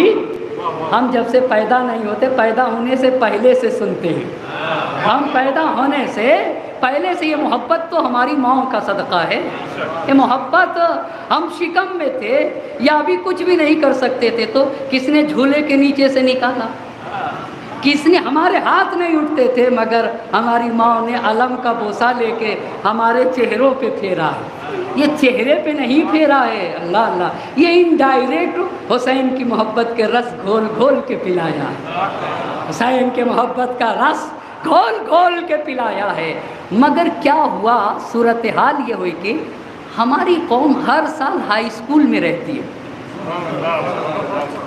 जब पूछो तब हाई स्कूल। अमा 60 साल तक मजलिसें सुनी और हर साल हाई स्कूल, फिर अगला साल फिर हाई स्कूल। 60 बरस के हो गए। मतलब 2 ही है, या मैं बताता नहीं हूँ या कौम सुनती नहीं। एक सलावत पढ़ते बार मोहम्मद आले मोहम्मद। लेकिन मैं अपनी बात बताना चाहूँगा, मुझे अपनी कौम से बहुत उम्मीद है, खुदा की कसम बहुत उम्मीद है। दुनिया के अच्छी कौमों में से और अच्छे अज़ादारों में से हमारे हिंदुस्तान के अज़ादार हैं। बग़ैर किसी मुबालगे के सोच समझ के इस बात को कह रहा हूँ। उसका सबूत आप हजरात का ये वजूद है, आप हजरात का ये वजूद है। बस आपने देखा कितनी बातें अर्ज़ की, आज 3 बातें हो चुकी हैं ना। हाँ, कह रहा था बाहदफ अज़ादारी होगी ना।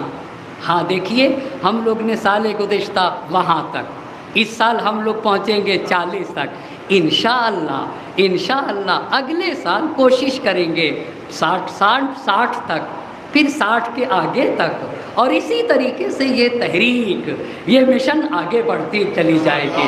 सैयद शुहदा को पढ़ा जाएगा। एक और बात अपने मजमे से कहना चाहूँगा, वो बात यह है कि जिन लोगों को अल्लाह ने नवाज़ा है, तौफीक दी है, जो अशरे बरगुज़ार करते हैं ना, अशरे कायम करते हैं, वो सब्जेक्ट वाइज किया करें। कोई कहे कि हम 10वें माम के अशरा कायम करेंगे, हम 11वें माम पे हमारा अशरा होगा, 4थे माम पे हमारा अशरा होगा, 7वें माम पे हमारा अशरा होगा, 9वें और 10वें 11वें माम पे, इस तरीके से अगर किया तो हमने अपने सारे इमामों की हयात के ऊपर गुफ्तगू कर लेंगे और सारे इमामों के हयात और कारनामे को समझ सकेंगे। कोई कहे कि हम सहीफ़े सज्जातिया पे अशरा करेंगे, कोई कहे हम नहजुल बलागा पे अशरा करेंगे, कोई कहे कि हमारे अशरे का उन्वान उसूल काफ़ी होगा। अगर इस तरीके से हुई ना तो हर तरह की तारीकियों का खात्मा हो जाएगा। एक सलावत पढ़ते पर मोहम्मद ایک اور بات عرض کرنا، آپ کو پتہ ہے حضرت عثمان کو قتل کیا گیا ہے، حضرت عثمان کو قتل کیا گیا ہے نا۔ اب آئیے ایک اور امام کا کردار ان کی زندگی میں کیا رہا۔ بس پہلی بات میں نے کیا بتائی جی؟ پہلی بات کیا بتائی؟ بتائیں گے؟ پہلی بات ایران کیسے فتح ہوا، دوسری بات شورا، تیسری بات امام نے شورا کے خلاف کیا احتجاج کیا، حدیث مناشدہ پیش کیا، چوتھی بات کیا تیسری خلافت میں انہوں نے ان کی طرح کچھ کہا کہ نہیں کہا۔ عجیب چیز ہے، میں مطالعہ کر رہا تھا، خود میں نے پہلی مرتبہ پڑھا اور ابھی تک میں یہ جانتا تھا کہ صرف دوسرے خلیفہ نے کہا تھا لولا علی لہلک عمر۔ آج میں نے مطالعہ کیا، اس سے پہلے بھی مطالعہ کیا تھا، آج مطالعہ کر رہا تو میں نے پڑھا تیسرے خلیفہ نے بھی کہا ہے کہ لولا علی لہلک عثمان، اگر علی نہ ہوتے تو عثمان ہلاک ہو جاتے۔ یہ کہاں کا، یہ کہاں کا، کہاں کے اوپر علی مرتضیٰ نے تیسرے خلیفہ کو ہلاکت سے بچایا۔ پتہ ہے ایک شخص آیا، ایک شخص جو مسلمان نہیں تھا، ایک مردے کا جمجمہ لے کر آیا۔ جمجمہ کسے کہتے ہیں؟ جمجمہ یہ جو سر ہوتا ہے نا، سر کا حصہ صرف ہڈی ہڈی رہے اور کچھ بھی نہ رہے، جمجمہ لے کر آیا ایک غیر مومن کا، اور کہہ رہا ہے تیسرے خلیفہ سے، آپ لوگ کہتے ہیں کہ جو لوگ مومن نہیں ہوتے اور جب مر جاتے ہیں تو ان پر عذاب ہوتا ہے، جہنم کی آگ انہیں جلاتی ہے، تو اس جمجمے پہ ہاتھ رکھ کے کہتا ہے کہ کہاں اس میں تو حرارت ہی نہیں، اس میں تو کوئی گرمی نہیں، کیسے جلاتی ہے؟ بہت توجہ کرنے کی ضرورت ہے۔ خوب اچھی طرح سے پھنسایا یا نہیں پھنسا دیا؟ ایک صلوات پڑھے بر محمد آل محمد۔ پھنسایا نہیں پھنسایا؟ آپ بتائیے، نہیں پھنسایا؟ خوب اچھی طریقے سے پھنسایا ہے یہاں پہ کہ آپ کہتے ہیں کہ آگ میں جلتا ہے۔ ایک بات بتا دوں، قرآن کی آیت ہے، جو لوگ یتیم کا مال کھاتے ہیں یأکلون فی بطونہم نارا، وہ حقیقت میں آگ کھاتے ہیں۔ تو بھئی وہ تو کھانا کھا رہا ہے یتیم کے پیسے سے۔ تو تفسیر اہل بیت نے لکھا کہ اس کو دکھ رہا ہے یہاں کھانا، اسے روٹی دکھ رہی ہے، جب اس دنیا میں جائے گا تو وہاں وہی روٹی آگ ہوگی، وہاں وہی روٹی کیا ہوگی؟ آیت صحیح کہہ رہی ہے، جو یتیم کا مال کھاتے ہیں وہ آگ کھاتے ہیں، پر یہاں روٹی دکھتی ہوتی ہے، وہی مرنے کے بعد برزخ میں کیا دکھے گی؟ آگ ہوگی۔ اب سمجھ میں آ گئی بات؟ تو اس نے جمجمے پہ ہاتھ رکھ کے کہا، آپ کہتے ہیں کہ جہنم میں چلے گا، اس میں تو کوئی گرمی نہیں، اس میں تو کوئی حرارت نہیں۔ اب یہ پریشان اب کیا کریں؟ اب تو خطرے میں ہے خلافت۔ اچھا، علی مرتضیٰ کو بلایا، ابو الحسن کو بلا کے لا۔ ابو الحسن جب آئے، ہمارے امام آئے، تو امام نے کہا اچھا اپنا سوال دوہرا، کہ آپ کہتے ہیں یہ عذاب میں ہے، یہ آگ میں چل رہا ہے، اس میں کوئی حرارت نہیں، اس میں کوئی حرارت نہیں، جانے قربان ہو جائیں۔ اسے تو امام کہا جاتا ہے۔ امام نے کہا 2 پتھر لے کر آؤ۔ کیا کہا؟ 2 پتھر لے کر آؤ۔ اچھا، وہ پتھر جس کو رگڑا جائے تو آگ کی چنگاری نکلے۔ ہاں، توجہ کیا، نے کہا 2 پتھر لے کر آؤ۔ لے کر جب پتھر آئے تو امام نے کہا اس 2 پتھر کو رگڑو۔ جیسے ہی رگڑا چنگاری نکلنے لگی۔ کہا آگ ہے کہ نہیں اس میں؟ اب اس پہ ہاتھ رکھو، دیکھو حرارت ہے یا نہیں۔ بہت توجہ کرنے کی ضرورت ہے۔ کہا چنگاری نکلی، اس کا مطلب آگ ہے نا، آگ ہے نا۔ کہا آگ ہے، مگر تمہیں احساس نہیں ہوگا۔ ویسے ہی اس جمجمہ کی بھی مثال ویسے ہی ہے جیسے ان 2 پتھروں کی مثال ہے۔ ایک صلوات پڑھ دے بر محمد آل محمد۔ یہی وہ جگہ تھی جہاں تیسرے خلیفہ نے کہا لولا علی لہلک عثمان، اگر علی نہ ہوتے تو عثمان ہلاک ہو جاتے۔ جب یہ 4 باتیں، 5ویں بات آپ کی خدمت میں اب قریب ہو رہا ہوں، کیوں حضرت عثمان کو کیوں قتل کیا گیا؟ آخر حضرت عثمان بنی امیہ سے تھے نا، یا نہیں؟ حضرت عثمان بنی امیہ سے تھے۔ جب یہ سن 23 ہجری میں آئے نا تو ابو سفیان ان کے پاس آ گئے، اور ابو سفیان آنے کے بعد ابو سفیان نے کہا سارت الیک بعد تیم و بعد عدی، اے عثمان، یہ خلافت تیم کے بعد عدی کے بعد تم تک پہنچی ہے. سمجھ میں آ گئی نا؟ پہلے خلیفہ تیم سے، دوسرے خلیفہ عدی سے، ان کے بعد تم تک پہنچی ہے. فَأَدِرْهَا كَالْكُرَةِ، اب اسے گیند کی طرح گھما، اسے گیند کی طرح. وَجَعَلْ أَوْتَادَهَا بَنِي أُمَيَّةَ، اور اس کی بنیادوں کو بنی امیہ سے مضبوط کر دو. وَإِنَّمَا هُوَ الْمُلْكُ، جو کچھ ہے حکومت ہی ہے. وَلَا أَدْرِي مَا النَّارُ وَمَا الْجَنَّةُ، میں کچھ بھی نہیں جانتا جنت کیا ہے جہنم کیا ہے. اچھا، تو اب انہوں نے کیا کیا؟ اب توجہ کریے گا. اب انہوں نے اپنی حکومت میں بنی امیہ کی بھرتی شروع کر دی. کیوں قتل کیا گیا؟ دو کام کیے انہوں نے. پہلا کام، ساری پوسٹوں پہ، مضبوط پوسٹوں پہ کس کو بیٹھا دیا؟ کس کو بیٹھا دیا؟ بنی. آج بتاؤں گا اتنا اور اپنی بات کو سمیٹ دوں گا، لیکن اس بات کو کہنے سے پہلے ایک مرتبہ محمد اور آل محمد پہ صلوات بھیج دیں.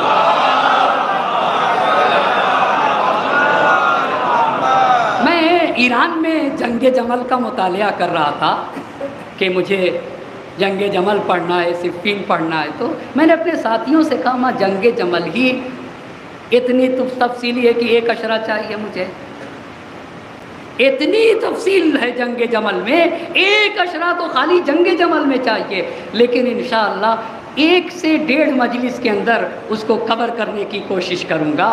1 سے 1.5 مجلس کے اندر ہوا کیا؟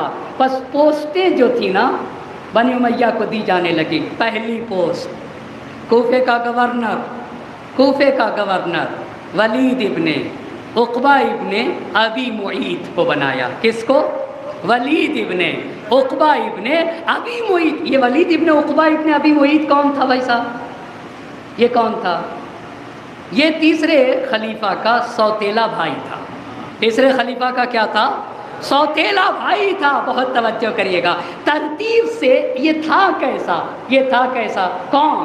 ولید ابن عقبہ بن ابی معیط. یہ خلیفہ کا کون تھا؟ بولیں. تیسرا سوتیلا بھائی ہے نا تیسرے خلیفہ کا. پہلی بات قرآن کی ایک آیت ہے، ان جاءکم فاسق بنبأ فتبینوا، اگر فاسق خبر لے کر آئے تو جستجو کرنا. فاسق کسے کہتے ہیں؟ بے دین اگر خبر لے کر آئے، جو گناہان کبیرہ انجام دیتے ہیں، وہ اگر کوئی خبر لے کر آئے تو بغیر تحقیق کے اس کی بات نہ ماننا. یہ اسی ولید ابن عقبہ کے بارے میں نازل. یہ ایک بات. پیغمبر نے کس کو کوفے کا گورنر بنایا گیا؟ پیغمبر نے کوفہ کب شہر میں بدلا ہے؟ 16 سے 17 ہجری میں. 16 سے 17 ہجری میں. اور یہ کب کا واقعہ ہو رہا ہے؟ 23 کے بعد کا. اچھا، پس آئے ان جاءکم فاسق بنبأ، اگر فاسق کوئی خبر لے کر آئے تو بغیر تحقیق کے نہ ماننا. اسی کے بارے میں اتری. یہ پہلی بات. نبی نے اس کو کہا یہ جہنمی ہے. کس کو نبی نے کہا ہے؟ اسی کو، ولید ابن عقبہ بن ابی معیط کو. تیسری بات، یہ زانی ہے، زناکار اور شرابی. چوتھی بات، یہ تیسرے خلیفہ کا گورنر، اور کوفے میں اس نے شراب پی کے نماز پڑھا دی صبح کی ولید ابن عقبہ نے، اور 2 کے بجائے 4 رکعت پڑھائی. اور 4 رکعت پڑھانے کے بعد کہتا ہے مومنین سے اگر کہو تو اور پڑھا دو. اور جانتے ہیں خدا کی قسم یہ تاریخ ہے. آپ یہ بتائیے کیوں نہ حسین اپنا خون دیں گے؟ کیوں نہ دیں گے بھائی صاحب دین کو؟ اور اتنے ہی نہیں. آپ کو پتہ ہے رکوع میں کیا پڑھا جاتا ہے؟ آپ ذرا بتائیے گا رکوع میں کیا پڑھتے ہیں؟ سبحان ربی العظیم و بحمدہ. یہ تیسرے خلیفہ کے گورنر میں رکوع میں جا کر کا اشرب واسقنی، پیو اور پلاؤ. ایک صلوات پڑھے بر محمد اور آل محمد کا. پیو اور پلاؤ. اچھا، اتنا ہی نہیں. یہ بتائیے مسجد کو نجس کرنا کیسا ہے؟ مجھے بتائیے نا. نجس کرنا حرام ہے مسجد کو. انہوں نے شراب پینے کے بعد محراب میں قے بھی کیا، الٹی کیا بھائی صاحب شراب کے. تو تیسرے خلیفہ کو شراب پیا ہے. بھائی گورنر شراب پی کے نماز پڑھا دے رہا ہے، گھر میں پیو کوئی نہیں مارنے آئے گا. مگر اگر ماحول خراب کرو گے تو کوڑے برسائے جائیں گے۔ رمضان کا بھی یہی حکم ہے، کوئی روزہ نہ رکھے تو گھر میں رہے، لیکن اگر مجمع عام میں اگر کوئی روزہ کی حرمت کو پامال کرتا ہے تو دین کہتا ہے کہ 25 کوڑے مارے جائیں اس کو۔ کیوں؟ اس لیے کہ خود روزہ نہیں رہ رہا ہے، حرمت کو پامال کر رہا ہے، رمضان کی حرمت کو پامال۔ اما ہم اسی لکھنؤ میں پڑھے ہیں، اسی مرکز علم و ادب میں نے درس لیا۔ ہم جب یہاں پڑھتے تھے تو ہوٹلوں کی حالت یہ تھی کہ پردے پڑے رہتے تھے، ہوٹلوں پہ پردے پڑے رہتے تھے۔ آہستہ آہستہ سب پردے ہٹنے لگے، کوئی کہنے والا بھی نہیں ہے کہ جا کر ان ہوٹل والے سے کہے بھیا پردہ ڈالا کرو، کم سے کم حرمت ماہ مبارک رمضان کی وجہ سے پردے کیوں نہیں ڈالتے، کوئی نے قے کر دیا۔ تو تیسرے خلیفہ کو سزا دینا چاہیے یا نہیں دینا چاہیے؟ ایک مثال دی نا، جگر جگر است دیگر دیگر است، خون خون ہوتا ہے۔ میں کس کا خون لگا اسلام کے پھیلنے میں؟ بنی ہاشم کا خون لگا ہے نا، یہ حقیقی جانشین ہے۔ آپ کو پتہ ہے امیر المومنین نے یہ جب مدینے میں آیا سب نے اعتراض کیا تیسرے خلیفہ سے، امیر المومنین نے اعتراض کیا بھئی اس کو ہٹاؤ گورنری سے، گورنری سے تو ہٹا دیا گیا، پھر اس کی جگہ سعید بن عاص کو گورنر بنایا گیا، یہ بھی بنی امیہ سے، اور یہ بھی گندا ہی انسان تھا۔ اور جب یہ آیا ولید ابن عقبہ ابن ابی معیط تو امام نے کہا کوئی کوڑا مارے یا نہ مارے، اللہ اللہ میں اسے کوڑے لگاؤں گا، ولو یہ کہ یہ کہیں کہ علی جلاد ہے، اس لیے کہ علی دین کی حرمت کو پامال ہوتے ہوئے نہیں دیکھ سکتے۔ ایک صلوات پڑھیں گے بر محمد۔ اچھا یہ ایک بات ہو گئی، یہ ایک بات ہو گئی۔ دوسری بات بصرے کا گورنر عبداللہ ابن عامر ابن قریظ کو بنا دیا۔ نام ذرا آپ لیجیے، عبداللہ ابن عامر ابن قریظ کو۔ یہ کون تھے؟ یہ ماموزاد بھائی تھا۔ یہ کون تھا بھائی صاحب؟ یہ ماموزاد بھائی تھا، یہ ماموزاد بھائی تھا۔ عبداللہ اسے 25 سال کا تھا تو اسے بصرہ دے دیا۔ آپ دیکھ رہے نا کیوں حضرت عثمان کو قتل کیا گیا، کیوں؟ بہت توجہ کریے گا۔ اچھا، اور عیاش مزاج تھا، لوگ اعتراض کرتے تھے کہ اس کو گورنری سے ہٹاؤ، مگر تیسرے خلیفہ نے پھر بھی گورنری سے نہیں ہٹایا۔ آئیے مصر کا گورنر نہیں ہٹایا، مصر کا گورنر عبداللہ ابن ابی سرح کو بنا دیا۔ کس کو؟ عبداللہ ابن ابی سرح کو۔ یہ کون تھا؟ یہ رضائی بھائی تھا۔ یہ کون تھا؟ رضائی بھائی کس کو کہتے ہیں؟ میں مثال دوں، مثال کے طور پر میں کم سن ہوں اور ابھی اپنی ماں کا دودھ پی رہا ہوں، اور ایک اور بھی بچہ ہے جو ابھی 5-6 مہینے کا ہے۔ اگر میری ماں اس بچے کو دودھ پلاتی اور کم سے کم 15 مرتبہ پلائیں، کتنی مرتبہ؟ 15 مرتبہ پلا دے میری ماں، تو اب یہ میرا بھائی ہو جائے گا۔ صحیح ہو گئی بات؟ یہ بچہ کیا ہو جائے گا؟ میرا رضائی بھائی ہوگا، یعنی وہ بھائی جو دودھ پلانے کی وجہ سے ہوتا ہے۔ تو عبداللہ ابن ابی سر کیا تھا؟ رضائی بھائی تھا۔ یہ کون تھا؟ یہ اسلام کا مسخرہ اڑاتا تھا، یہ مذاق اڑاتا تھا، اور اتنا مذاق اڑاتا تھا نبی کا، اور اتنا دین کا مذاق اڑاتا تھا کہ نبی نے اس کے بارے میں کہہ رکھا تھا کہ اگر یہ کعبے کے پردے سے بھی چمٹا ہو تب بھی اس کو قتل کر دو۔ کعبے میں جہاں گھاس نہیں اکھاڑی جا سکتی ہے، جہاں ایک پتا ادھر سے ادھر نہیں کیا جا سکتا، کہا اگر یہ کعبے سے بھی چمٹا ہو تب بھی اس کو قتل، اس کا خون مباح ہے۔ اس کو کہاں کا گورنر بنایا گیا؟ مصر۔ اور اتنے ظلم کیے مصر والوں پہ، مصر والے شکایت کرتے رہے، اسے نہیں ہٹایا گیا۔ اچھا جانتے کیا ہوا؟ جب نبی نے کہا تھا، نبی نے اپنی حیات میں کہا تھا اس کو قتل کر دینا، تو کچھ دنوں کے لیے مکہ چھوڑ کر بھاگ گیا تھا۔ ایک صلوات پڑھتے بر محمد علیہ محمد۔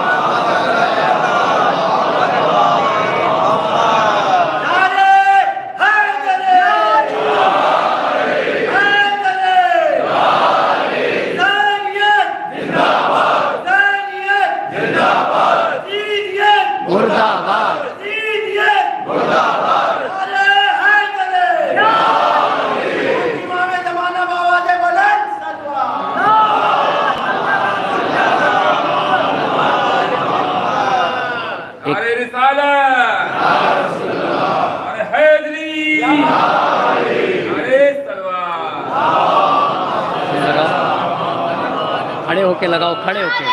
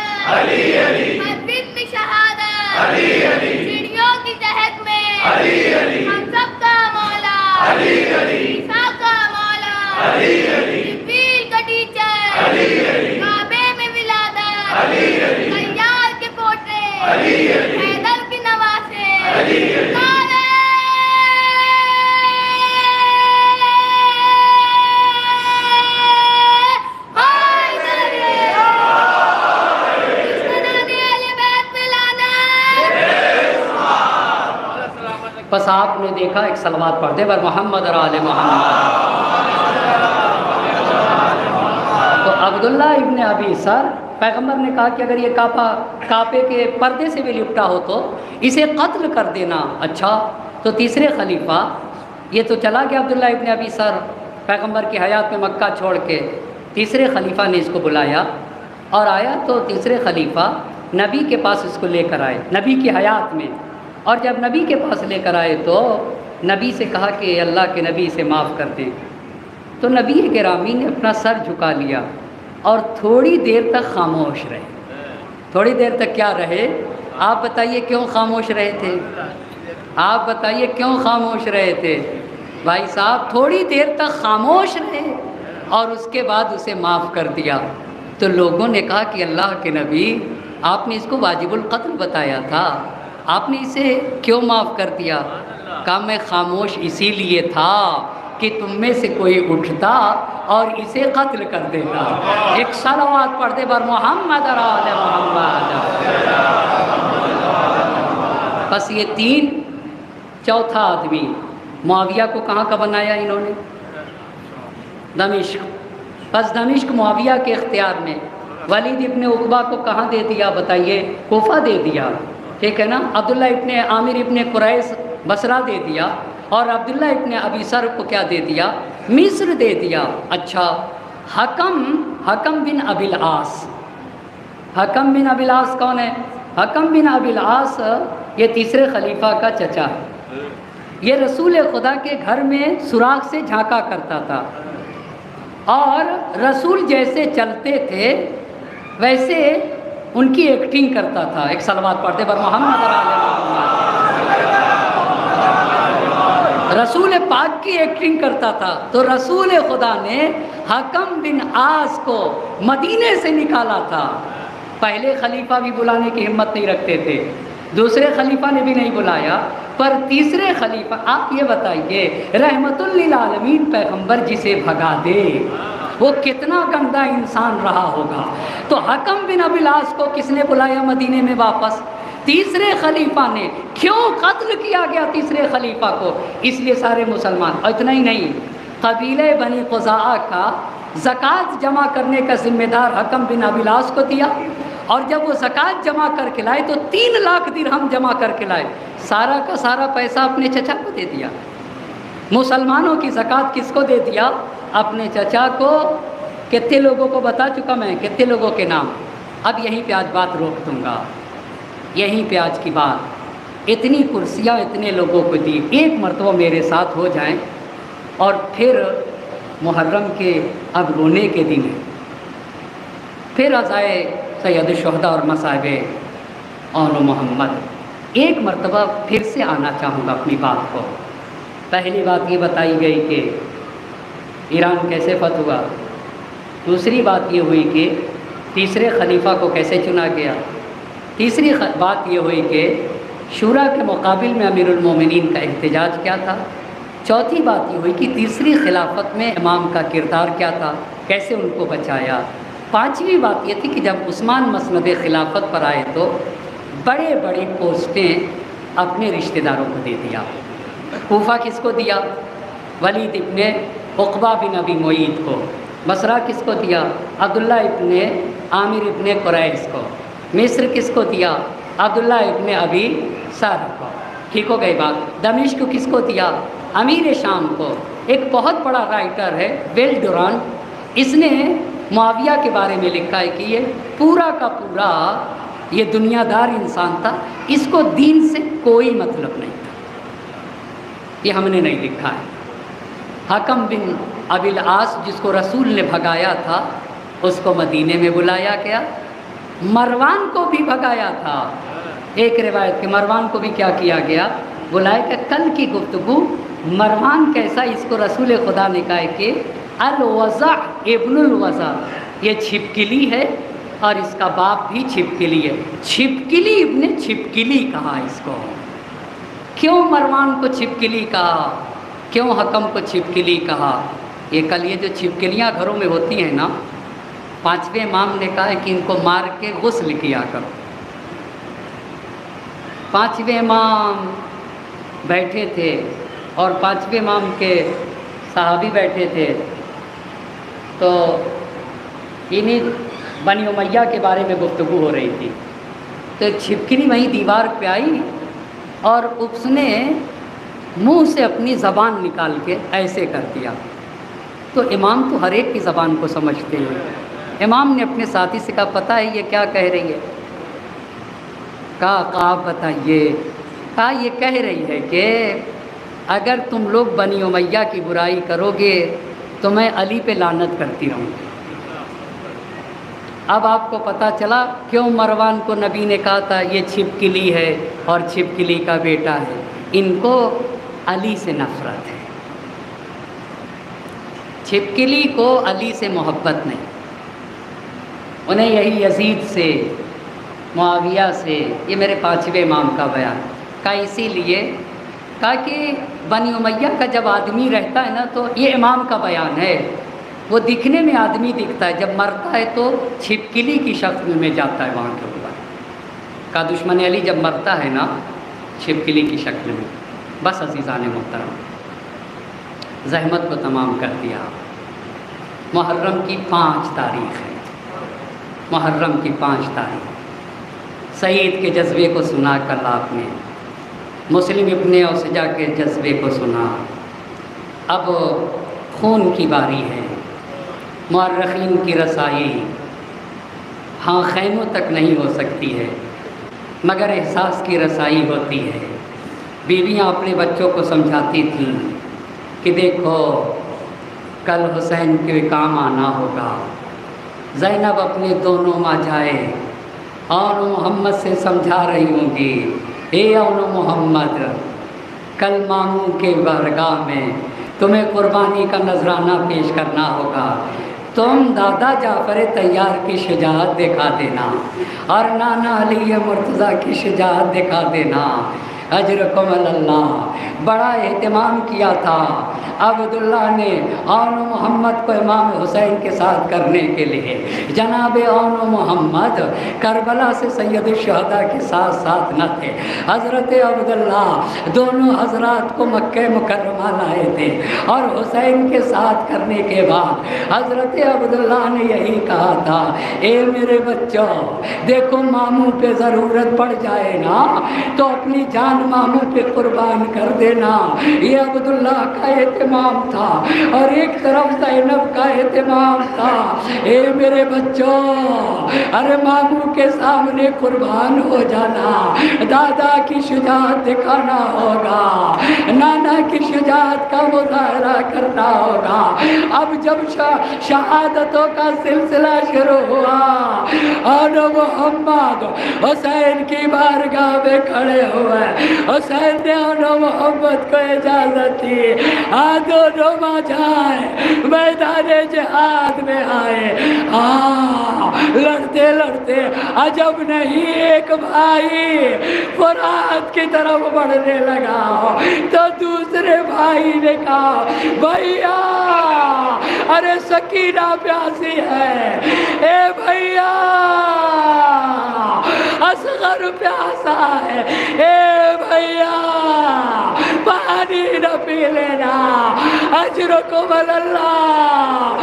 دونوں حضرات شہید ہوئے، لاش آیا، زینب نے خالق کا شکریہ ادا کیا، اے مالک میری تیری بارگاہ میں زینب شکریہ ادا کرتی ہے، میرے دونوں بچے تیری راہ میں کام آ گئے، اجرکم اللہ۔ جب یہ خبر مدینے میں پہنچے، محمد حنفیہ تک پہنچے، حسین شہید کر دیے گئے، محمد حنفیہ وضو کر رہے تھے، آنکھ سے آنسو تشت میں گرنے لگا، اور جب عبداللہ تک یہ خبر پہنچے، ایک مرتبہ عبداللہ نے لوگوں کو خطاب کیا، اور خطاب کرنے کے بعد کہا اے میرے اللہ، اگر میں حسین کی نصرت کو نہ جا سکا مگر تیرا شکر، میرے دو بچے اور محمد حسین کے کام آ گئے، میرے دو بچوں نے اپنی قربانی کا نذرانہ پیش کیا۔ فضا میں کوہرام تھا، حسینہ مظلومہ وسيعلم الذين ظلموا أي منقلب ينقلبون إنا لله وإنا إليه راجعون إلهي بحق الزهراء وأبيها وبالها وبنيها والسر المستودع فيها دس مرتبہ بسمک یا اللہ یا اللہ یا اللہ یا اللہ یا اللہ یا اللہ یا اللہ یا اللہ یا اللہ یا اللہ۔ معبود تجھے واسطہ ہے محمد اور آل محمد کا، ہماری اس مختصر سی عبادت کو اپنی بارگاہ میں قبول فرما، ہماری نازوں کو رمال زہرا میں جگہ عنایت فرما۔ معبود ہماری اس مختصر سی عزا کو شرف قبولیت عطا فرما، حاضرین مجلس کی تمام حاجات شرعیہ کو پورا فرما، ہمیں جو بیمار ہیں انہیں شفاء کامل و عاجل عنایت فرما، ہمیں جو جن مشکلات میں گرفتار ہیں ان کی مشکلات کو برطرف فرما، ہمیں جن کے والدین کا سایہ ہمارے سروں سے اٹھ چکا ہے ان کی روحوں کو شاد فرما، ان کی قبروں کو منور فرما، ان کے درجات کو بلند سے بلند تر فرما، ہمیں سے جن کے والدین کا سایہ ہمارے سر پہ باقی ہے صحت و سلامتی کے ساتھ طول عمر مرحمت فرما، مظلومین کی نصرت و حمایت فرما، ظالمین کو نیست و نابود فرما، وقت کے امام کو ہم سے راضی و خوشنود فرما، ان کے ظہور میں تعجیل فرما اور ہمیں ان کے اعوان و انصار میں شمار فرما۔ ربنا تقبل منا انک انت السمیع العلیم، ماتم حسین۔